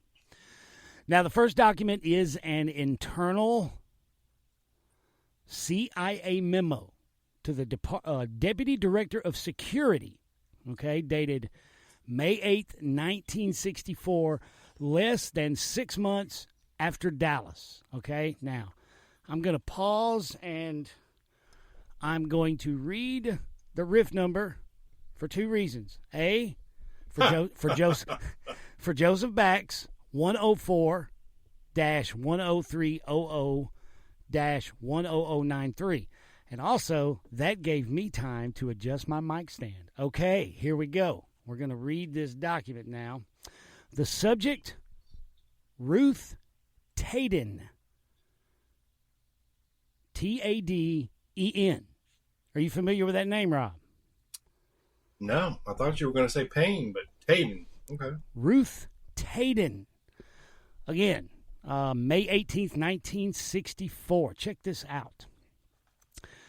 Subject is a staff employee, right? She's a CIA employee. She advised the undersigned on the morning of 18 May 1964 of statements made to her on Thursday evening, 14 May, right, which associated the CIA with the assassination of President Kennedy. She wanted a report of the conversation known to the Office of Security. She indicated that she resided in Prince George's County, Maryland, and several months previous had registered as a Republican in order to vote in the upcoming primary elections. I want to pause right there just to point out to everybody that in this document, her name is redacted, but you can still read through the black. All right? Mrs. Taden, it says. All right. I'll read that again. Mrs. Taden indicated that she resided in Prince George's County, Maryland, and several months previous had registered as a Republican in order to vote in the upcoming primary elections. This past Thursday night, a Mrs. Sherwood telephoned Mrs. Taden, indicating she was one of the delegates on the Republican ballot and was supporting Senator Barry Goldwater. Mrs. Taden told Mrs. Sherwood that she had not decided which candidate to support, and although she had registered Republican, she held a deep respect for the late President Kennedy. Mrs. Sherwood then made some disparaging remarks about the late president. She also furnished specific information regarding what she described as a reliable prediction made prior to November of 1963 that President Kennedy would be assassinated. Mrs. Sherwood indicated that an acquaintance in West Virginia who said he was a former CIA courier had told her prior to the assassination of President Kennedy that President Kennedy would be assassinated, and that the assassin in turn would also be killed. Mrs. Sherwood further advised. Interesting. Very interesting. According to Mrs. Tayden, Mrs. Sherwood advised that her attempts to locate this person in West Virginia after the assassination were not successful. Apparently, in Mrs. Sherwood's words, this person, quote, just disappeared from sight, unquote, following the assassination of the president. 4. Mrs. Tayden said she did not identify herself as being with CIA and did not make any attempts to draw out Mrs. Sherwood for further information. So apparently Sherwood is telling Tayden this, not knowing that Tayden's a CIA employee. Right. Which makes it even more interesting. Yeah. Mrs. Tayden does not have the name of the alleged ex-CIA courier, nor the first name of Mrs. Sherwood. She identified Mrs. Sherwood as being number 33E on the Republican ballot in the Maryland primary. So a CIA courier told this lady that the president would be killed and the assassin would then be killed. You say he was from West Virginia? Yes, sir. Hey there, pretty lady. How you doing? Guess what? That's how I know something you don't know. Yeah. That old boy's president now, John F. Kennedy. Shit, they're going to kill him. Mm-hmm. Then they're going to kill who killed him. Yep. Yo, you trying to come back to my place, baby? No, all right. You're lost. All right, I'll holler at you later now. So, Rob, you're familiar with the West Virginia vernacular then? A little bit. A little bit? I currently reside about 20 minutes from the border. Oh, man. Yeah, you're crawling with that then over there. I spent some time in West Virginia. But yeah, they have all the good strip bars over there. Really? Not that you would know anything about that. Not that I would know anything about that. Now, remember, we are voluntarily not anywhere close to celibate, you and I. Remember that. Right. Yeah. How could we possibly forget? Jeez. Man, like a break every now and then, you know? Okay. That is the first, Rob, statement that is, what did I call it in the, little known yet intriguing. Isn't that what I called it in the intro? Yeah, that. Yeah. Okay. Now, here's another. It's actually a couple. They interviewed a couple people here. The following document has always intrigued me. In fact, I shared this document on an episode of the Dallas Action almost 3 years ago, number 190, an episode titled The Dealey Plaza Witnesses Part 2, Too Many Rifles. And this was, again, Rob, like you said, the synchronicity. I felt this worthy of bringing up again and bringing it to people's attention as you did with your first topic. It's two women, guys. Two women who saw two suspicious men with a rifle in Dealey Plaza on November 21st of 1963. Okay? And this is an FBI. I do not have the riff and all that stuff. I apologize, Mr. Bax. On December 31, we do know it's an FBI document, though. On December 31, 1963, Mrs. Frances Hernandez, resident, 1917 Annex, Dallas, Texas, was re-interviewed in her place of employment, McHale Sportswear Company, second floor, 501 Elm Street. Mrs. Hernandez advised that she recalls it was raining the day before President John Fitzgerald Kennedy was to come to Dallas, Texas, and that she and two of her fellow workers, Mrs. Henrietta Vargas and Mrs. Josephine Salinas, were leaving their parking lot west of the Texas School Book Depository building They had to stop because a 1955 or 56 Buick was in the exitway, and she noticed two men standing behind the Buick. And the older man reached into the trunk of the car and handed a rifle to the younger man. She said she particularly noticed this activity since it reminded her of a man working at McKell Sportswear who had gone deer hunting, and she thought these men were going to do the same thing. She only saw the back. In the middle of the city of Dallas. Yeah. They're going deer hunting. Yeah, okay. Handing over a rifle from a trunk. All right. She only saw the back of the older man's head and can only say the younger man was rather slim. She cannot describe either of these two men as being identical to Lee Harvey Oswald or Jack Ruby.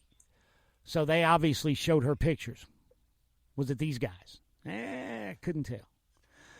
And thought of the above incident only after the president was assassinated. She said she and her friends were frightened and reluctant to become involved and were very excited and confused for some time. But now that she has had time to think about this, she is certain of the above facts. So, Rob, what do you think? Yes. Compelling. Very interesting. Yeah. Very interesting. Well, because as for those of you who don't know, 501 Elm Street is the Dow Tex building where these ladies work. So they're seeing this out the second floor window. They're actually trying. They're trying to leave the parking lot. Oh, they're trying to leave the parking lot at the Dow Tex building. Mm-hmm.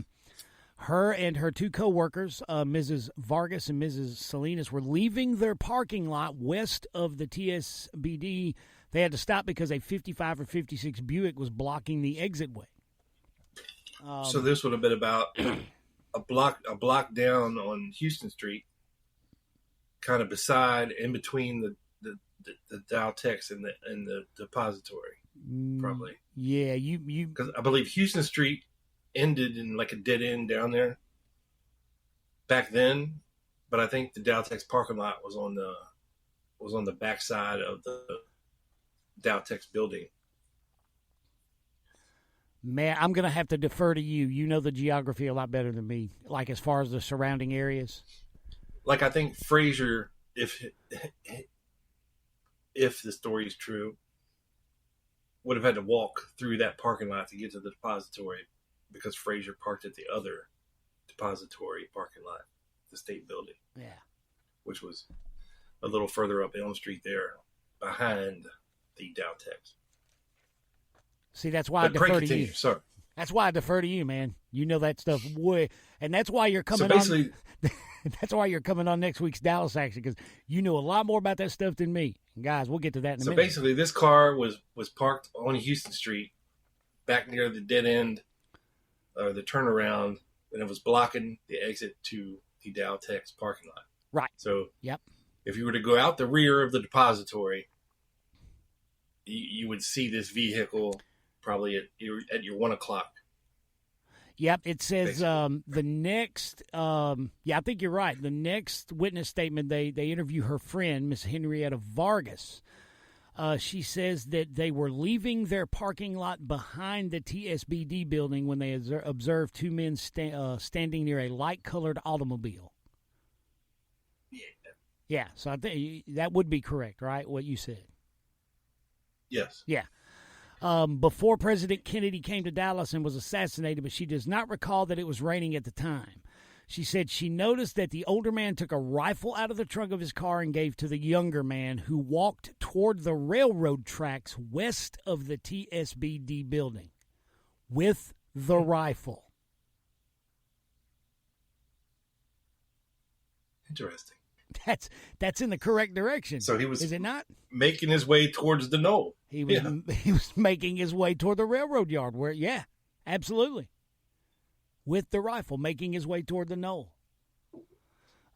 She did not see the face of the older man, only the back of his head, and they asked her, was it Oswald or Ruby? As well, she said no. She recalled that the older man was a medium height and build, and the younger man rather slim. All right, so there's two of these statements that are lining up 100%. And they're interviewing them on December 31st. And the third one, Mrs. Josephine Salinas, December 31st, 1963, was interviewed at her place of employment, McHale Sportswear Company. Mrs. Salinas advised that the day before President Kennedy was killed, she and two of her fellow workers were leaving the parking lot west of the TSBD building. She recalls it was raining and wondered whether the president would be able to be seen in the parade for the next day. It is then she noticed two men standing near the rear of a 1955 or 1956 Buick, which was blocking the exit road. The older man took a rifle out of the trunk of the car, gave it to the younger man. She did not see the face of either man. The younger man, who was of slender build, walked away from the Buick carrying the rifle, but she did not see where he went or whether he got into the automobile. And she also says it wasn't Oswald or Ruby. So all three of these ladies. Did you say this is the same day of the assassination or the day before? Day before, November 21st. Day before. Planting a weapon. Yes. Dude, interesting. This is amazing to me. You know, these ladies, these three ladies, could very well have witnessed the crew in the pre-planning stages. All right, we're going to plant the rifle over, and let's face it, to be used on the Knoll the next day. The next day, the trigger man planting the Johnson. Yeah.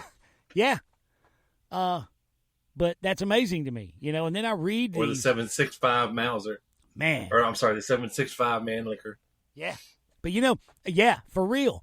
But it's, to me, it's, I get this, it's crazy, dude. It's a crazy feeling, like reading this account of a car blocking the exit, guy giving a young guy a rifle, and he was walking back there, and then I think about, like, last November, I was standing in that spot with Joe Borelli and Monica Perez Jimenez, and I thought about that because this is like 3 years old. 3 years ago I did this, but we were standing back there behind the fence right there at the Knoll, man, like looking through the trees at the X.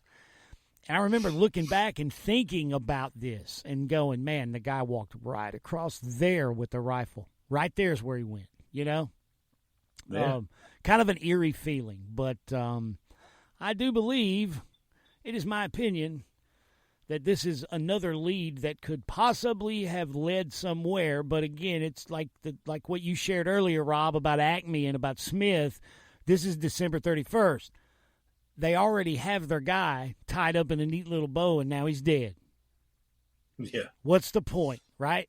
What's the point? Yeah. What's the point? Well, that is all I had for that. I wanted to share those two witness statements with everybody because I thought they were intriguing and interesting, Mr. Rob. So what do we got on tap next, man? That. Yeah. Well, before we get to emails, yeah, I have two little quick hits here. Yeah. Because last time we did the show, I believe we talked about Secret Service a little bit, and came across these things from the Alan Scott Report. These were some newspaper articles written, I believe these are two guys who worked for the Washington Post, if I'm not mistaken, Robert Allen and Paul Scott, and they were writing these series back in the 60s about the Secret Service and about JFK. And I'm not sure what year this is. All I know is it's May 14th, byline, Washington. James Rowley, highly regarded veteran head of the Secret Service, at a private meeting of the House Appropriations Committee, made one observation about guarding a president that was extremely revealing. The comment, spontaneous and from Rowley's heart, told a great deal about the problems faced by the Secret Service and also about the late President Kennedy. So this is obviously after Kennedy's assassination. The committee was considering the Secret Service budget, and Rowley was closely questioned on a wide range of matters. Representative Sylvia Conte, a Republican from Massachusetts, was particularly searching patiently and thoughtfully. Rowley answered all questions until one committeeman bluntly asked, Quote, isn't it true that the late president traveled around Washington at night, sometimes without Secret Service guards? Yes, replied Rowley, but how in the hell could you protect a president who didn't want to be protected? There were a number of times when he slipped away from us at night and left on his own. Okay, then. He didn't want us following him or around him or protecting him, and there wasn't a thing in the world we could do about it. End quote. The committee, in voting a $1 million budget for the FBI and expanding its authority to include protection of the person of the President of the United States, also empowered it to buy, quote, one armored vehicle. There was no explanation for this mysterious provision. It is not known whether the armored vehicle is to be used in protection of the president or visiting VIPs. FBI Director J. Edgar Hoover told the Appropriations Committee that his agency has made more than 250 investigative reports containing more than 10,800 pages to the Commission on President Kennedy's assassination. Also, that more than 790 items of physical evidence were received in the FBI lab for technical examination, and our exhibit experts have constructed and delivered to the Commission a detailed scale model of the assassination area, including appropriate buildings, landmarks, and the like, with accompanying volume of visual aids to assist the Commission in handling its responsibilities. In response to questions, Hoover estimated Russia is spending $1.5 billion a year on intelligence operations. Quote, the Soviet bloc espionage drive against this nation is backed by a virtual army of intelligence personnel and unlimited operational hands, warned the widely acclaimed FBI chief. A former officer of the KGB estimated that the foreign intelligence director of the KGB had several thousand employees, including legal and illegal agents and trainees. He said that the head of the Foreign Intelligence Directorate had indicated that Soviet intelligence spent about $1.5 billion a year on its operations. The FBI is utilizing every resource at its command to meet the threat posed by this army of spies. Because of our aggressive investigative activity, the Soviet intelligence activities consider the U.S. as the most difficult country in which to carry on a clandestine operation. So basically, this is the FBI pandering a budget committee for more money. They gave them $1 million, and Hoover's telling them that Soviet intelligence spends $1.5 billion a year on its operations. Yeah. So there's a alleged big disparity there in money wise. Wow, the intelligence gap. Yeah, and that's a big ass gap, dude.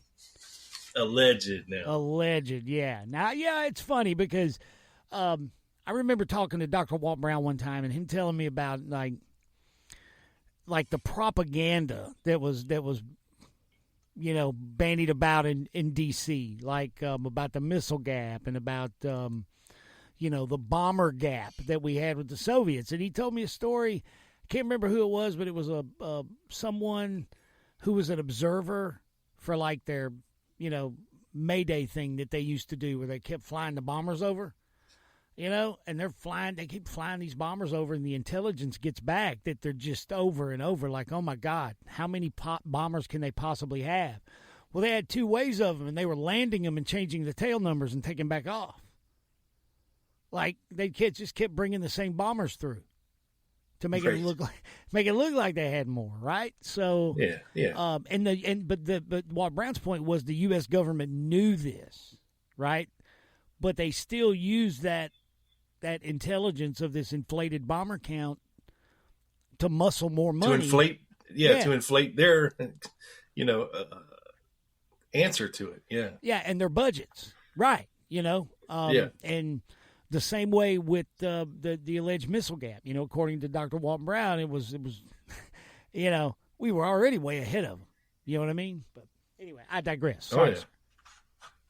So yeah, the Secret Service and the FBI are doing the same thing here. Mm-hmm. And then in another report from the Alan Scott, or another article from the Alan Scott report, is entitled "JFK Secret Service Guards Stepped Up." No byline here except Washington. I have no date. The Secret Service is quietly increasing its protection of President Kennedy and his immediate family. So obviously this is before he got assassinated. Tighter security measures were ordered by James Rowley, chief of the Secret Service, after a .22 caliber bullet hole, Doug, was found in one of the president's helicopters near the seat usually occupied by the president. Wait, hold up. So just in the seat. There's no... Yeah. So now when you say .22 caliber, now I know AR-15's a .223, which is close, but you're saying the hole, there was no slug? Apparently not. Just the hole. So as if a .22 caliber weapon was fired from inside the helicopter, there's no bullet hole in the helicopter. Yeah, unless it had like open doors or something at some point. Yeah, I don't know. Well, I've never heard that before. That's kind of crazy. Yeah, me either. So the bullet hole was discovered in the helicopter just before the president departed recently on one of his frequent flights to Andrews Air Force Base in nearby Maryland. The president's big jet plane is kept there. So it had to be on like Marine 1 or Marine 2, you know what I mean? So since late September incident, all cars parked in the ellipse behind the White House have been carefully checked before the arrival or departure of the presidential helicopter. So far, no arrests have been made. The Secret Service is also probing a bomb threat. After a call was received, a thorough check was made of the White House and grounds by the Secret Service and White House police. No bomb was found, but some of Caroline's lost toys were recovered from the yard. These new threats on the president's life are causing the Secret Service deep concern because of the recent attempts of the communist agents to assassinate President de Gaulle of France and Chancellor Adenauer of West Germany. So I thought that was very interesting. The .22 caliber bullet hole in the seat of the helicopter. Yeah, where the president sat. What? Yeah. Like, that's like a General Walker thing to me. Like an inside job, if you will. Yeah, but like... just to say, hey, we need a bigger budget because now we need to worry about this. Was it an accidental discharge, maybe? Maybe. But you think they would have something bigger than a 22 on them? That's what I'm saying. That's, I don't know, man. And no mention of the recovery of the bullet or anything like that, but just this mysterious bullet hole popped up one day, and yeah, very interesting. And okay, think about it in the context of like all of the Secret Service boneheadedness, we'll call it, that is being uncovered in the wake of the Trump thing. Like, can you imagine being the head of the Secret Service? Sir, there's a .22 caliber bullet hole in Lancer's seat of Marine 1. Where'd it come from? We don't know, sir. So now we're going to check all the cars in the parking lot of the ellipse behind the White House. Yeah. Every time the chopper comes in and out. That's insane. I don't know. Oh, my God. Where'd it come from? We don't know, sir. Can you imagine? But I know. Now, the writers of this series, the Alan Scott Report, Robert Allen and Paul Scott. Yeah. I found interesting that these guys were basically fired for for doing these articles, and that one of these gentlemen passed away shortly after they were fired, and that the remaining one, I'm not sure who's who here, Alan or Scott, but the other one, lived to be like 91, but that this guy, whoever the one is that lived, and the one before he passed away, they were basically saying that they were being followed all the time, surveilled, harassed. And the guy that lived till he was 91 said it happened pretty much till the day he died, that he was being followed and harassed and, things like this up until the day that he died. Real. So weird stuff. Yeah, weird stuff going on there. Yeah, man. Yeah, dude, there's been a lot of great, obscure, very interesting, weird stuff in this episode. Yeah. Yeah. I'd never heard of that bullet hole thing before in Marine One, so I thought that was interesting. And that's kind of blowing September my of mind. 63. Yeah, September of 63. That's blowing my mind because as you read, there doesn't seem to be any explanation given for the damn bullet hole in JFK's helicopter seat, given or sought. And that, again, with synchronicity, that seems to be another theme running through some of the things in this episode. Diligence not done. Due diligence not done. Like, okay, well, where'd the fucking bullet hole come from? We don't know. Yeah. Well, who was it dropping off that rifle behind the depository? We don't know. Who cares? Yep, don't know. Over and over. Never fails. But yeah, that's it for the quick hits I got, Doug. All right, man. What a fantastic segment, Rob. Thank you so much. That is literally blowing my mind. I bet Ted Rubenstein's never heard about that. Ted, did you know that they found a .22 caliber bullet hole in JFK's Marine One seat? I didn't know, dude. I had no idea. Dude, how's your sack feel? Let's see. Feels pretty damn good, bud. I mean, it's full.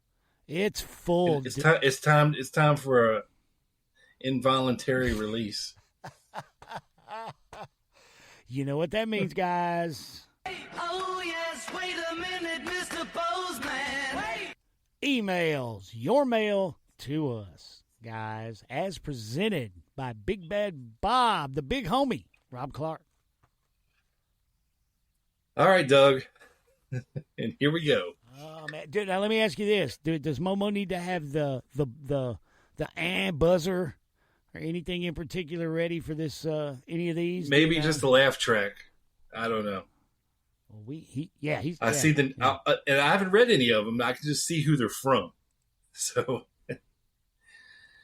like the first one here is from Mark Grubert's Fleshlight, otherwise known as MGF. Mark Grubert's Fleshlight. Wait a minute. Yes. Wait a minute. Now, y'all gonna laugh at me, but because I'm not an incel, hang on. What the fuck is a fleshlight? Let me see. It sounds nasty. Fleshlight. Okay, custom product. What? Wait. Oh, Lord. Okay. A sex toy came up. Okay. That's what it is. Okay, I just learned what okay, I'm sorry, go ahead. That is a fantastic handle, emailer. Now you know, and knowing is half the battle. Knowing is half the battle. Yes, sir. But yeah, I like what you did there, emailer. I like what you did there. Fleshlight says, hey, I was sorry to hear your comments in a previous show about dear Beverly Oliver. Surely I cannot be the only one who has had pleasant thoughts about sitting on her knee while she sings Amazing Grace and twists my head around with her hand up my ass like her ventriloquist dummy. The Lone Gunman Podcast, my favorite podcast, by the way, and source of ideas. Best, MGF. Well, thank you. Hey, MGF. Mark Gruber's Fleshlight. I'm picturing he's talking about Beverly. Oh, come on. It's gross, yo. Okay. Yeah, getting her whole arm up there to manipulate your mouth. That's still one of my favorite segments we ever did on this show is when we played some of her ventriloquist gospel album. That was... Yes. God damn. We need to find some more deep cuts. Yeah, I'm sure we can. I'm sure we can. All right, next up, from Tim the Eugenicist Sweatpants, an old friend. Hey, buddy.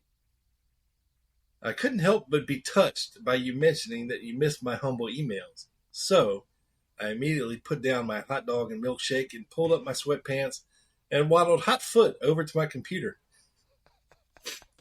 In fact, I do have a question. Do you picture one of those one of those dudes with the real big bellies that pull their sweatpants up to their nipples over their? Do you picture that? Yeah, me too, man. Me too. I heard you mention on a recent show about the LBJ Library Oral History Project. Is there a similar thing for JFK? Absolutely. Given all his tomcatting shenanigans, I'm sure any oral history would make for fascinating listening. I don't think he means the same kind of oral history there, Doug, if you know what I'm saying. Man, I'll tell you this on a serious note, homie, that the JFK Library does have oral histories. They've got a huge section of oral histories.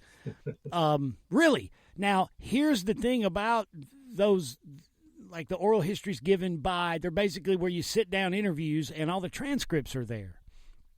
For people involved in the administration, right? It like literally, everybody.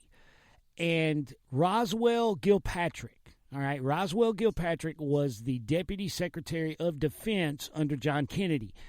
Now, it's the John Kennedy Oral History Library, Tim, where Michael Swanson discovered that it was Roswell Gilpatrick who went to bat for, lobbied for, worked for, knocked on doors for, and argued for Ed Lansdale's promotion to general. It was not Allen Dulles.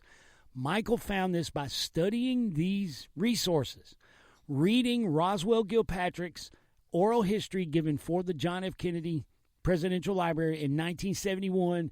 There's a page and a half of it of him talking about it, how he went to bat with LeMay, how he lobbied to get Ed Lansdale a star. Allen Dulles had been out of government for a while and had absolutely not a damn thing to do with it. Roswell Gilpatrick tells the whole story of when and how and why. So, yes, if you go to those, dude, anybody, you can find all these oral histories of these guys giving their take on the events of John F. Kennedy's administration. Just jfklibrary.org, man. Jump right in there, find them. It's a fantastic resource. Boom. He says, FYI, the other day I picked up a new selection of excellent used sweatpants from my local thrift store. So, I'm all set for my many conferences appearances and video podcast interviews coming up this year. The elastic in the waistbands is heavy duty, so I'm expecting them to last a good while in spite of the ongoing assault of cheeseburgers and my consequent ever-burgeoning girth. Hey, man, those conferences got some buffets, bro. Yeah, all you can eat. You got to be prepared. Anyway, my question is this. So, of the some of these sweatpants have what I can only assume to be mayonnaise splatters around the crotch area. Do you have any quick tips to remove them that wouldn't require the use of latex gloves? Many thanks and best wishes, Tim. P.S. Come flying. Yes, one piece of very important advice, and it's kind of a throwback to what we were talking about earlier. For Christ's sake, find a girlfriend. That'll solve that stain problem. Yes, and lighter fluid and matches will also get those stains out very quickly. Okay. I agree. Thank you for the email. Thank you for the email, dude. And go check out the JFK Library, man. Read that. Read Roswell Gilpatrick's thing. I mean, just navigate the bar at the top, drop down menus, whatnot. You'll find it. Yeah, don't be a stranger. We love you, Tim. Okay. Next up, we have an email from Bob's Taint. Easy for you to say. Well, the way he did it was Bob, and then the last name is Ztaint. Oh, yeah. Okay, yeah. Like, I remember reading, that reminds me Bob's the Taint. Bob's Taint. Bob's the Taint. I remember, what was that? I remember reading a comic strip or something years ago, and there was a stripper in it, and her name was Norma, and her last name was spelled Stitz.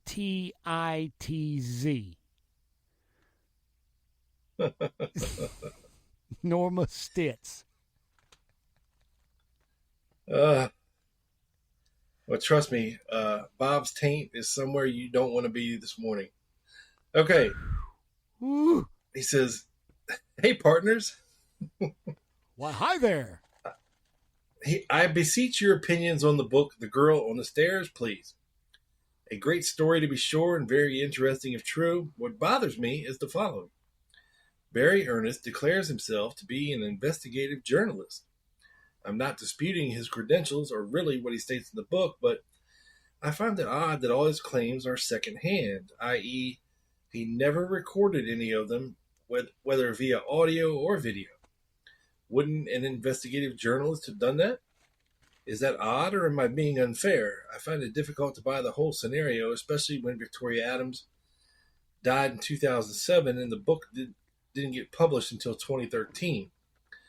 So effectively, we are asked to take Mr. Ernest's word for it. How do you... Enjoying the show, and as always, remember what my lovely wife often says, there's nothing as appealing as Bob's the Taint.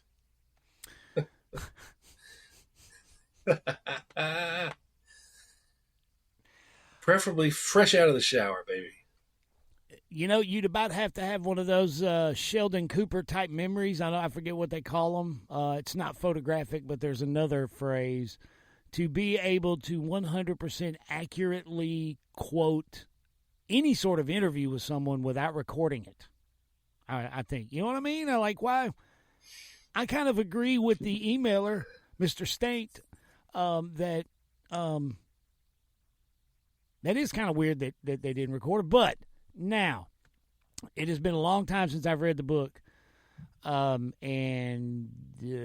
Rob's going to have to refresh my memory. I mean, I know the gist of it, but I don't know. You know, I get what the guy's saying. Yeah. But, you know, we're talking about a lot of this stuff, and not just the recent or more recent Vicki Adams interview, but I mean, he it goes back to the 60s when, like 66, 67, when he supposedly goes to the school at Depository. He interviews Roy Truly. He interviewed Carol Jarnigan, the lawyer who allegedly overheard a conversation between Ruby and Oswald in the Carousel Club. And, he interviews a lot of these other people like that. You know what I mean? So personally, I see an investigative journalist going in there with a notebook and taking notes, and not just relying on memory. Now, if he has the contemporaneous notes, I think it would behoove him to post them somewhere for people's perusal, not only just to satisfy curiosity about things, but, they are parts of history. If you have... Now, correct me if I'm wrong. Correct me if I'm wrong, but it's been a while since I've read that book. And now I'm starting to wonder if I even absorbed what I read. But if I am not mistaken, reading Bart's book, which I read thoroughly, his work is in agreement with Barry Ernst's work, correct? Well, he can only go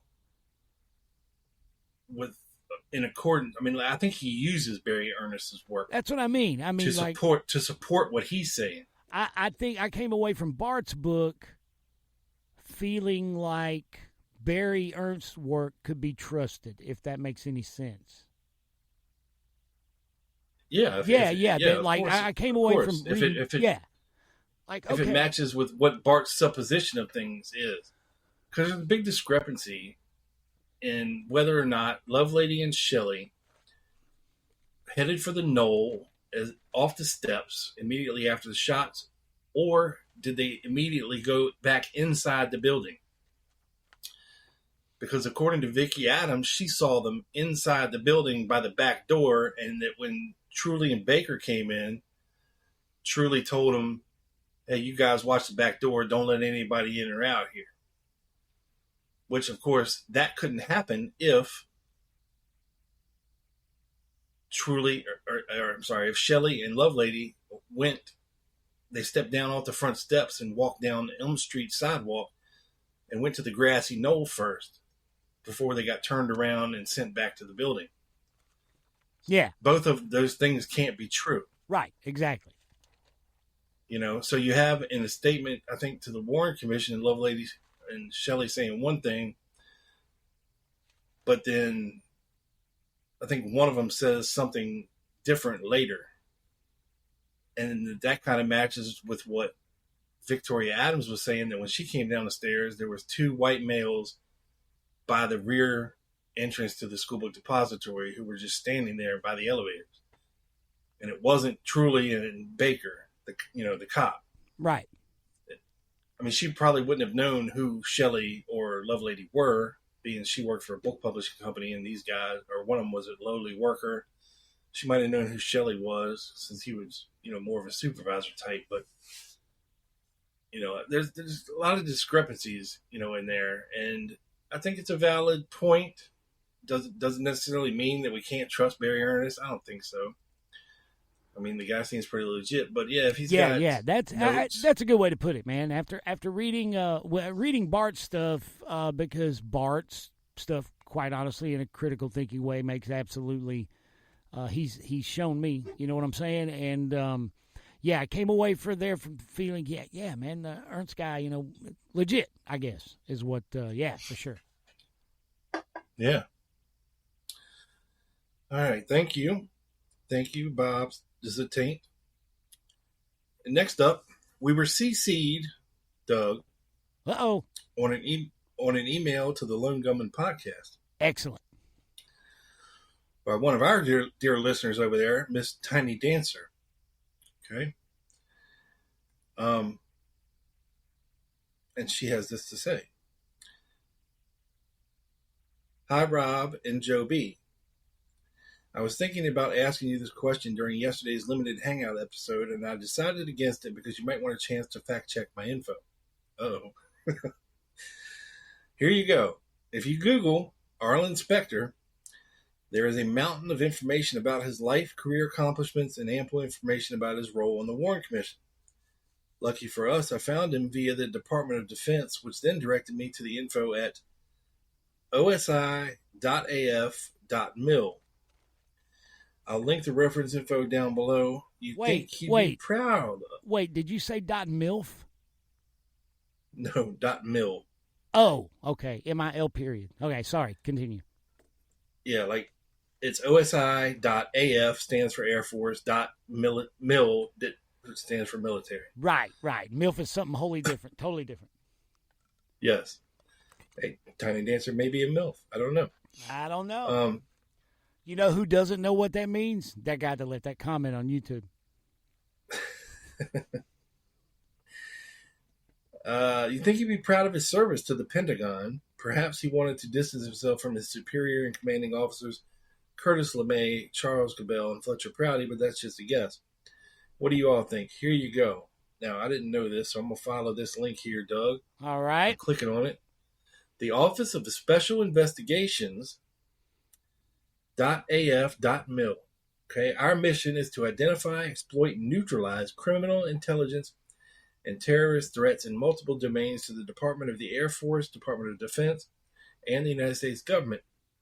Our vision, to be a trusted, ready, and vital global investigative agency, always finding truth, thwarting threats, and promoting unfailing justice for the nation.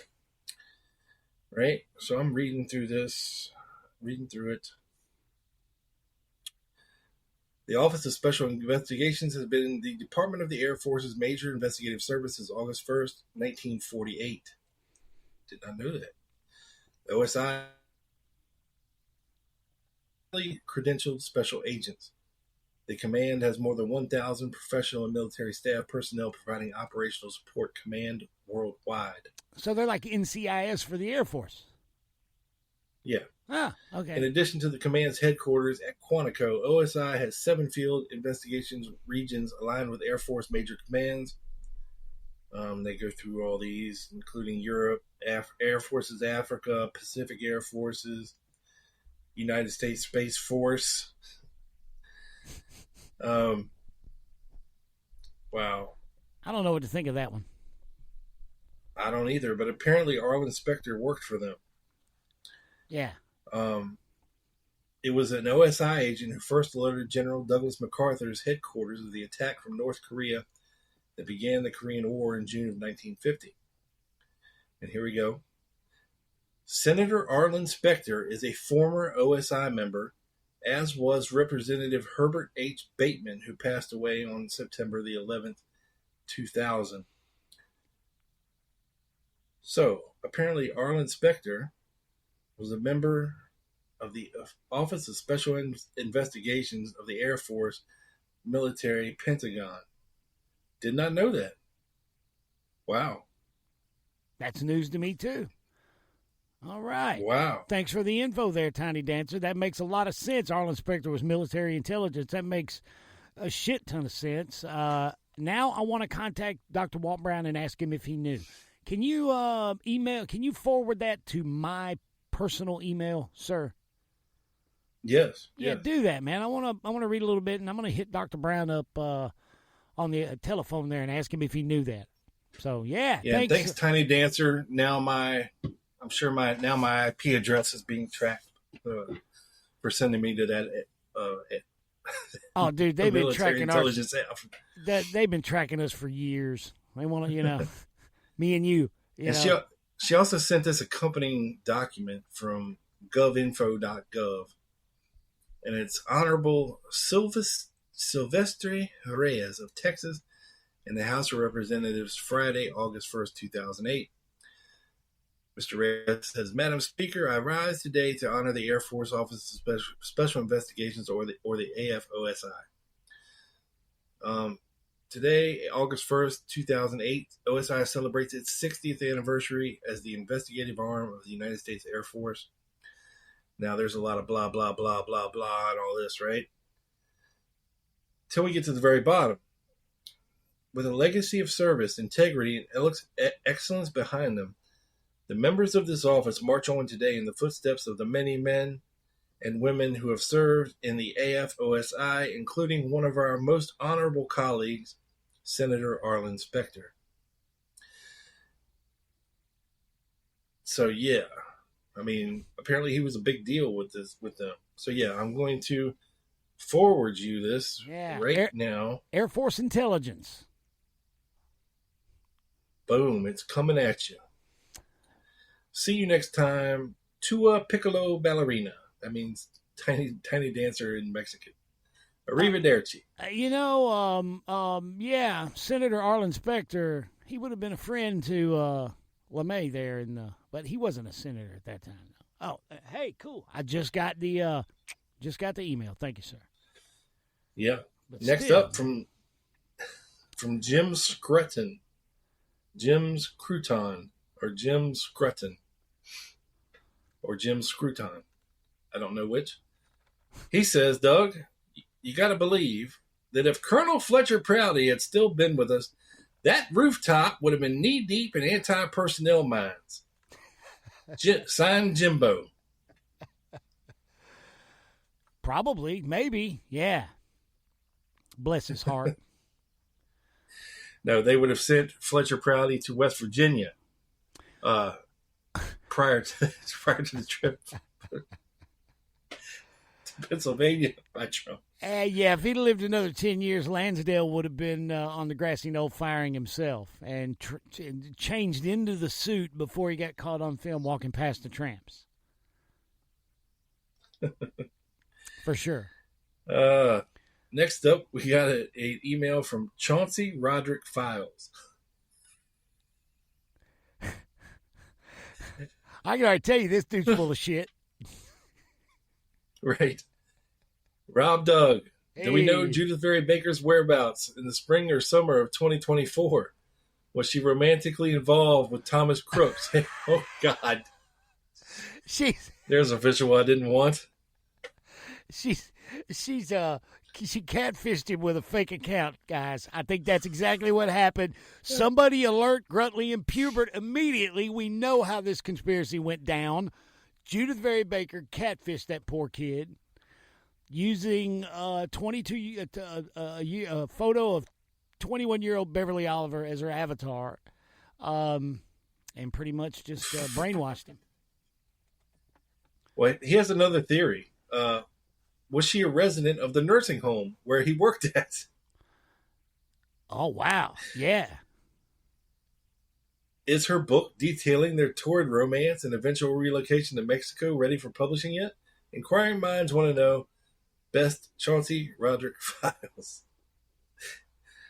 Touche, sir. Touche.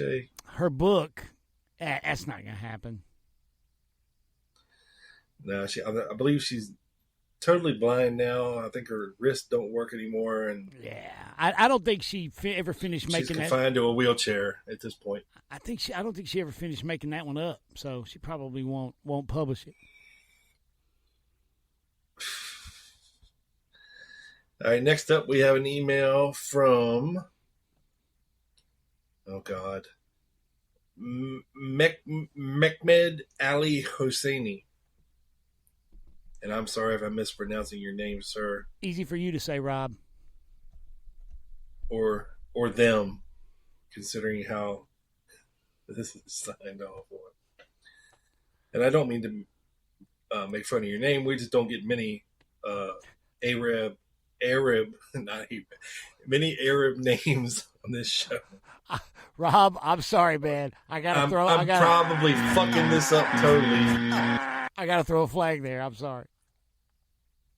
Is it Muslim or Arabic?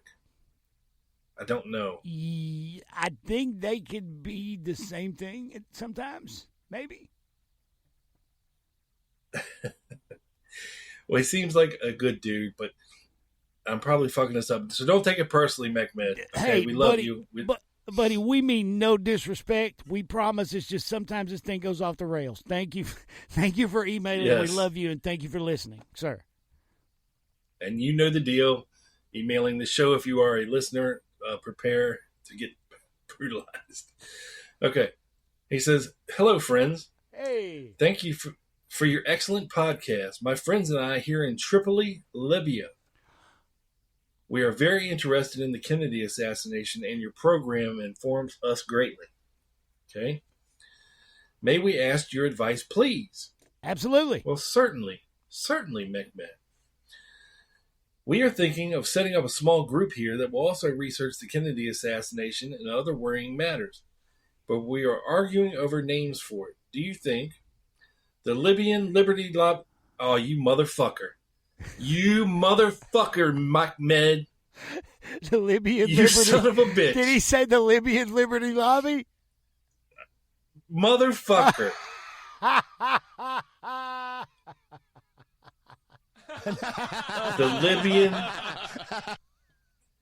The Libyan Liberty Lobby Delimited. Hold on. The Libyan Liberty Lobby Limited would be a good one. I think it would be easy to say and remember. Hey, Hobie, fly to Nashville. I want to buy you lunch. I want to buy you. That was awesome. Perhaps we should run this idea past John D'Angelo or George D'Eugenia. We thank you. Mehmed Ali Hosseini. Dude, you made my day with that email. You made Rob say Libyan Liberty. Fuck you, Mehmed. You bastard. He says that with love, dude. He says that with love. I do. We love you. Because Rob will don't bust blow us up. Dude, you will bust people's balls too, man. So, yeah, that's fair. All's fair, man. That's right. All's fair in love and emails. That's right. And, dude, you know what? Let me say completely 100%, dude. Keeping it 100, man. Sir, you also did my heart good, man. That is so awesome. Tripoli, Lebanon. Is Lebanon or Libya? Which one? Libya. Tripoli, Libya. Sorry. I apologize. But, man, knowing you guys are out there and listening and studying with us and digging it does my heart good, sir. To you and your family, I wish nothing but good health and awesomeness. And, again, thank you very much. If that's true, Doug, this could be some asshole setting me up to say all that shit, though. It's probably Joe. From Littleton, Arkansas. Okay, we don't know. We don't know for sure. But it's probably thank Joe. you, McMed. Yeah. No, Joe ain't that smart. I love Joe too, but that's a very smartly crafted email. That's above his pay grade. Next up, we have one from Poof Patch. Old buddy, old pal, Poof Patch. Regular listener. Yeah. He says, I hope this email finds you in good spirits. Thank you for continuing your podcast. I appreciate the unconventional yet thought-provoking content. Whatever your future plans may be, I appreciate your efforts. Well, damn, it sounds like he thinks we're trying to quit this thing, Doug, or something. I mean, I don't think we've ever said that. I sense a we ain't however comma coming. We haven't. We ain't going nowhere. Don't worry, Poofy. Yeah, dude. We kind of go at our own, we do our thing, man. We're still around. Just, be patient. We're coming back around. He says, I agree. In some ways, we are like parrots, repeating what we read and hear. I was not in Dealey Plaza on November 23rd, 1963, so I rely on others' accounts and speculations. Well, yeah, if you were in Dealey Plaza on November 23rd, 63, you missed November 22nd, 1963. Nothing but a bunch of traffic that day. Yeah, lots of flowers and nuns praying.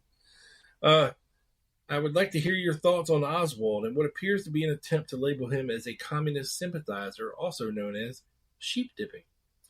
I will lead off with a few of my own thoughts. Number one, I think the backyard photos were manipulated because we have physical evidence of cutouts and darkroom photo manipulation. I agree. Oswald can be seen after the scuffle in New Orleans in the John Martin film, A Most Peculiar Film. The distribution of Fair Play for Cuba pamphlets appears to be intentionally provocative. Arrests and media coverage all paint Oswald as a pinko commie faggot.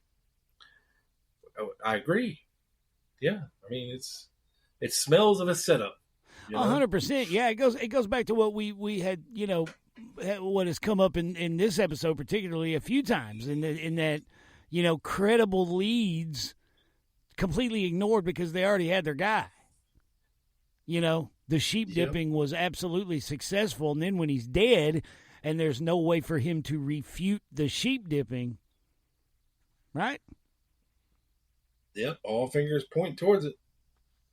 All that evidence they got from Ruth Payne's garage and all this, pro-Castro and Russian and communist literature and books and pamphlets, all kinds of shit he had. And they went back there how many times, and it's like, well, on the fifth time we went, we found this. We didn't find it on the times 1 through 4 we went, but on number 5 we found this, right? How many times did that happen? On the 5th day, yeah, and on the 6th day, and on the 7th day they rested. Okay. Just, shit just materializes in that fucking, it's a magic garage. Shit just materializes overnight, right? It's like a goddamn Star Trek transporter or some shit. People are just sending incriminating items overnight into the place. It's crazy. In the late night press conference, Jack Ruby, Oswald's future assassin, corrects District Attorney Henry Wade by calling out the, quote, Fair Play for Cuba Committee to correct Henry Wade's, whatever the hell he called it. Why would Ruby be compelled to openly correct the DA about the name of the Fair Play for Cuba Committee? Now, what's interesting here, Doug, is that, yes, we have Jack Ruby posing as a member of the press. Right. In Dallas Police Headquarters. Absolutely. Okay. During these many press conferences that were put on by Henry Wade, Oswald, And come to find out, Henry Wade knew exactly who Jack Ruby was. In fact, Yes. Henry Wade would frequent the Carousel Club. Okay? You're right, because it's amazing to me that when that happened, that you would expect to have a split-second little, of Wade's face catching, like, the fuck is Ruby doing over there? You know what I mean? But yeah, thanks, Jack. Yeah. Or anyway, yeah. Like, thanks, Jack. You know what I mean? Jack's got Jack's he got had a on his notebook? Clark Kent. He had on his Clark Kent disguise that day. He had on his glasses, so nobody recognized him. Okay. Yeah, what's up with the glasses, Jack? That kind of thing. Absolutely. That's a good point. Based on documents and corroboration, Ruby had connections to the FBI and the DPD. At this press conference, is Ruby trying to frame Oswald with inside knowledge? I don't really think so. I think Wade just fucked the name up, and Ruby was correcting his pal. You know what I mean? Yeah. So, if Oswald agreed to present himself as a communist sympathizer, he knowingly and with intent did so contrary to his personal beliefs. In other words, he was not a communist, but was posing as one. Some versions of this scenario would have Oswald being manipulated like a Manchurian candidate. Other, more complicated versions view Oswald as a double agent. Whatever the scenario, this could imply that Oswald was not acting on his own volition, but following a directive. Ding, ding, ding. Winner, winner, chicken dinner. I heard that. Okay. I've many times referred that Oswald was being moved around like a chess piece on a chessboard in the summer of 1963 and the fall of 1963. His movements are coordinated by someone or some entity for sure. It is possible that Oswald was part of an effort by the FBI to infiltrate left-leaning groups. Yeah. That Oswald was being sheep-dipped not as a larger conspiracy to assassinate JFK, but to gain favor with the far left. Oswald becomes a provocateur who seeks exposure as part of his cover. It's also conceivable that Oswald's emotional and character development was hindered, leaving him vulnerable to manipulation. He attached himself to ideologies because he lacked an internal schema for his own person. Don't we use when you? All right, folks. If you email in here to this show,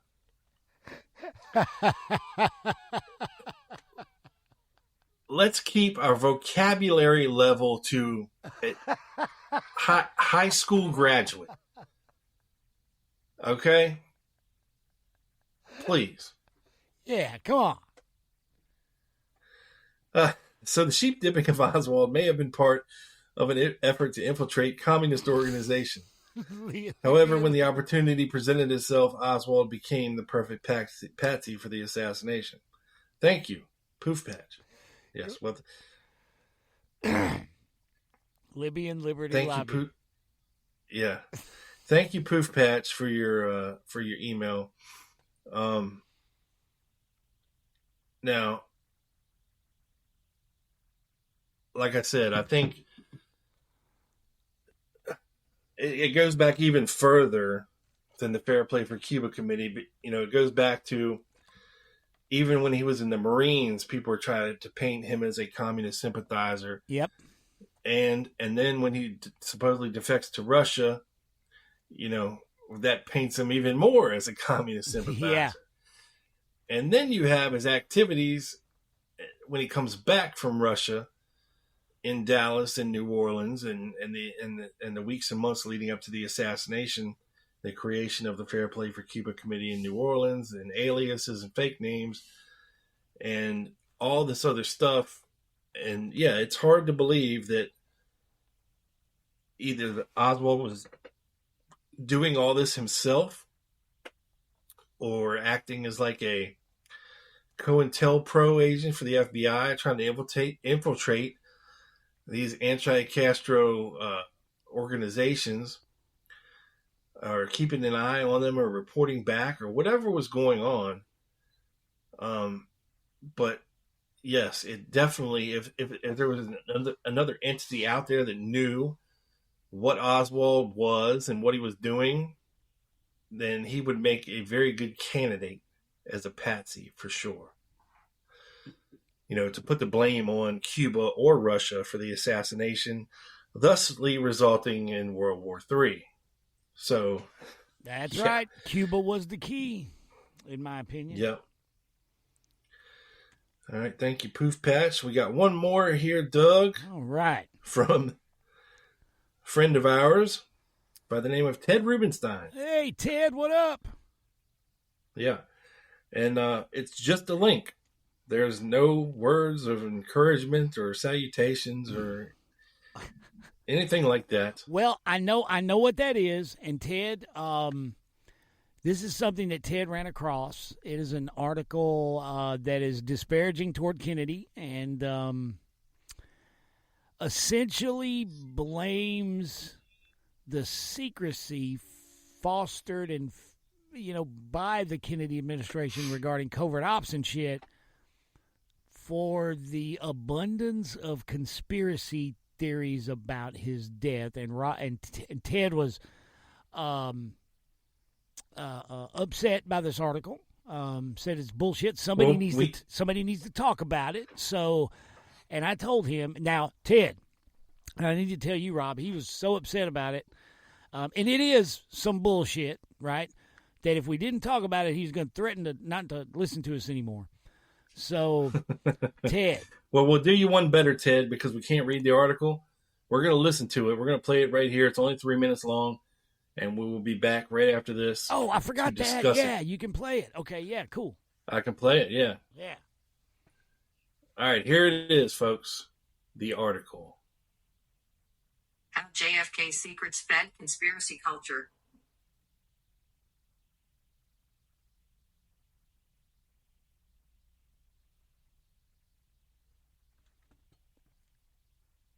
Uh-oh. We got dead air. 12:05 a.m. Eastern Time. The assassination of President John F. Kennedy on November 22, 1963, remains America's conspiracy, a source of continuing skepticism about the possibility of official truth for both the left and the right. 60 years later, it's time to acknowledge that a major reason for this enduring suspicion is Kennedy himself. Contrary to the image that he and his allies worked so hard to promote while he was alive, JFK was a man of secrets, and when he died he was engaged in many active conspiracies, both small and large. None of them was responsible for his death, but each would entail a cover-up to protect his legacy, and these cover-ups had a deeply negative effect on the American public's trust in government, including its ability to get to the bottom of what really happened in Dallas in 1963. Why the secrets? A deeply competitive and intelligent man, Kennedy believed that to succeed in politics he needed to hide several aspects of his personality, his illnesses, his womanizing, his essentially pragmatic policy instincts. He needed to be a juggler to keep together a fraying Democratic coalition that included white supremacists as well as New Deal progressives. Soon after he won the presidential nomination in 1960, Kennedy used secret back channels to communicate to Southern Democrats that he found the party's civil rights platform too radical. Once elected, he sent his brother, Attorney General Robert F. Kennedy, to negotiate a secret nuclear test ban agreement with the Soviet Union without telling his own national security advisor or Secretary of State. Like his Republican predecessor Dwight Eisenhower, JFK believed in covert action as a substitute for war. Even after the CIA's disastrously failed attempt to overthrow Fidel Castro in the Bay of Pigs invasion of April 1961, he went on to approve CIA operations in Germany, France, Italy, the Dominican Republic, Chile, Guatemala, Peru, British Guiana, Haiti, and a few other countries whose identities remain classified. On top of all this secrecy, the Kennedy White House operated so that the president could conduct clandestine love affairs in his residence and while on tour. Kennedy was determined to hide the extent of his secrets from his political allies, especially the liberal intellectuals whose approval he saw. Only his brother RFK was trusted with most of them. For instance, the fact that the president supported military coups and intervened in elections in Latin America, contrary to his stated foreign policy. When Robert Kennedy was asked, in 1964, whether the CIA might have assassinated a foreign leader without approval, he said, "No, they wouldn't have done it without telling me." Decades later, McGeorge Bundy, Kennedy's national security advisor, told me that there had been non-shareables between the brothers in foreign policy that even he didn't expect to know. To hear the full story, subscribe or sign in. Okay, there it is. Now, here's the thing. There's so much to unpack in that article. This is like a half a show. It's so full of shit. Like, let me tell you guys, that last part, what you heard when Robert Kennedy was asked if the CIA had assassinated a foreign leader, he said they wouldn't do it without telling me first. All right, that's just one example of how fucking wrong they are. That's not what happened. He found out after the fact. J. Edgar Hoover told him that the CIA had used the mafia to try and kill Castro. He then told them, don't do this again without coming to me and telling me first. That's what actually happened. That's a complete misrepresentation. All right, so Rob, what I'd like to do, I think there's a lot to unpack here and a lot to counter with some truth. And that's just one aspect. Ted's right. There's a lot of bullshit in there. But there's some shit that's true, too. What do you think about we carry this over into a segment of the next episode and get into this a little deeper? What do you think? Well, I mean, I don't know if that's necessary. I mean, oh, okay. Like I said, there's a lot of bullshit in the article. Pretty much it's all bullshit. Pretty much. Now, did JFK have some secrets? Yeah, but it didn't really feed, this whatever they call it, this conspiracy or, to assassinate him. Maybe call it the culture of conspiracy around the assassination. Yeah. I mean, like I said earlier, he would sneak out in the middle of the night to go knock out a side piece and smoke some dope. You know what I'm saying? So it's not out of the realm of possibility. Dude had secrets, right? He was the opposite of involuntarily celibate. And you wouldn't want to, of course, put out there that, hey, my back's a little fucked up. I needed to get shots and wear a back brace and whatever else, health problems that he had. You don't put that stuff out there. To the American people, they don't need to know unless it affects his ability to lead the country, which of course it didn't. The majority of the American people didn't know that FDR was in a wheelchair because of polio. Had no clue. Right. Had no clue. Absolutely. Right. Man. So yeah, absolutely, man. To to talk to your point there, I agree. Yeah, but all this other stuff about the CIA and that Kennedy knew what they were doing is horseshit. They didn't tell him nothing. That's why he wanted to destroy them. The Bay of Pigs invasion is a prime example. Yeah, and that's why that's why he and RFK designed their own covert ops, like Amtrunk and Amworld. Those are both RFK spearheaded operations, as was Mongoose. All right. I know everybody thinks Mongoose was a CIA thing, but that's not the case at all. That's not the case at all. Yeah, I mean, I doubt that Kennedy's sanctioned the taking out of the leader in the Congo and DM, and in Vietnam. It's just ridiculous. I agree. I mean, Kennedy was very upset when he heard those things, and he didn't blatantly put them on blast in the public arena, but privately, I'm sure him and his brother blamed the CIA for what took place and what happened. I mean, they were basically running rogue and doing whatever they wanted to do, and Kennedy didn't like it. Oh yeah, and reeling him in may have probably cost him his life. Covert ops, I mean. Yeah. Yeah, absolutely. He was trying to move everything over to the DIA and do away with the CIA completely.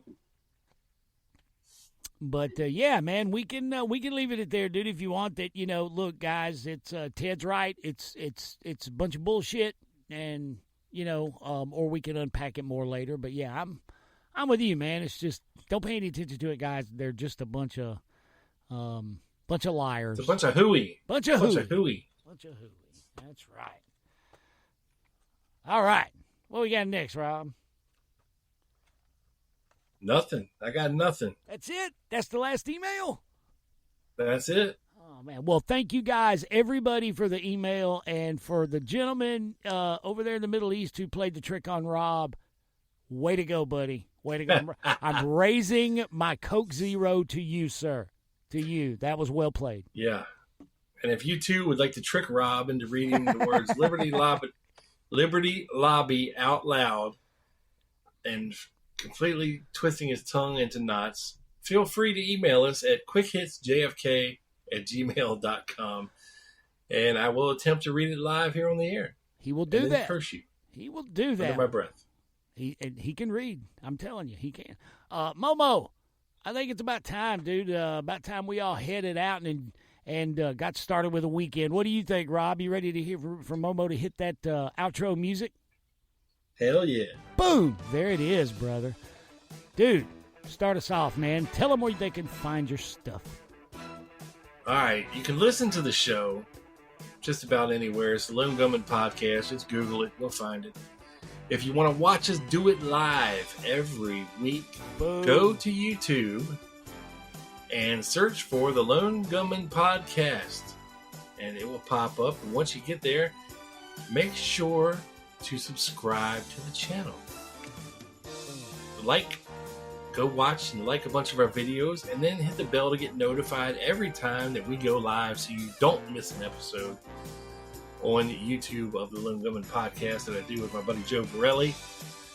And as always, you can find this show anywhere you listen to fine podcasts. That's Quick Hits that me and Doug do as well. Boom. And Douglas, let them know where they can find TDA. TDA, you can catch my show, The Dallas Action, presented by Wall Street Window, all over the place. iHeartRadio, Spotify, Podbean, Spreaker, on and on and on and on, everywhere. Like Rob said, Google it. You will find it. The story, the study of the people, places, things, events, and ideas connected to the conspiracy that assassinated President John Kennedy. Deep research. And like this show, another fine podcast from Drop D Podcast Productions in the heart of Music Row, Music City, USA. So for Rob Clark and Momo Scary. Oh, hang on, Doug. Hold on, What? Doug, before you start it. What happened? What happened? Oh, hold on. What I missed? We got to tease them for With the next what? episode of the Dallas Action. Oh, you're right, guys. Stay tuned. The next episode, there is an episode of the Dallas Action. I know it's been a while, but next weekend, scheduled to drop. It's going to be a great episode, a huge episode, a long episode with guests, author H.L. Arledge and my man right here, Rob Clark. We're going to be talking. Hey! Yeah. Yeah. We are going to be talking. I can't wait to be back on the Dallas Action, especially with old H.L. Arledge. Yeah, it's going to be great. We're going to be talking about a recently unearthed contemporaneous diary of the Garrison investigation by a staff member, and we're going to dive into that, guys. So, And a whole lot of New Orleans, Daddy. You don't want to miss it. Tons and tons and tons. It's going to be a New Orleans-centric episode. That's episode 211 of the Dallas Action, presented by Wall Street Window.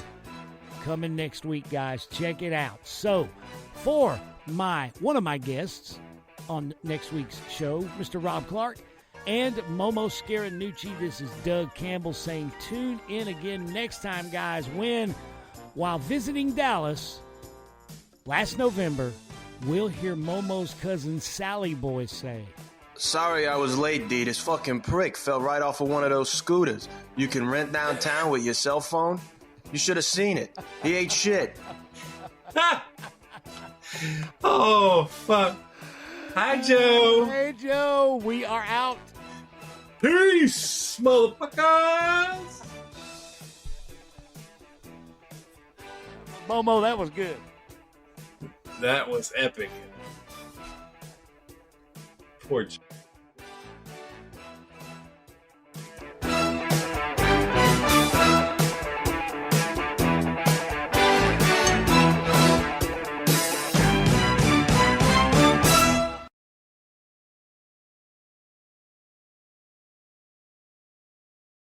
Le croissant.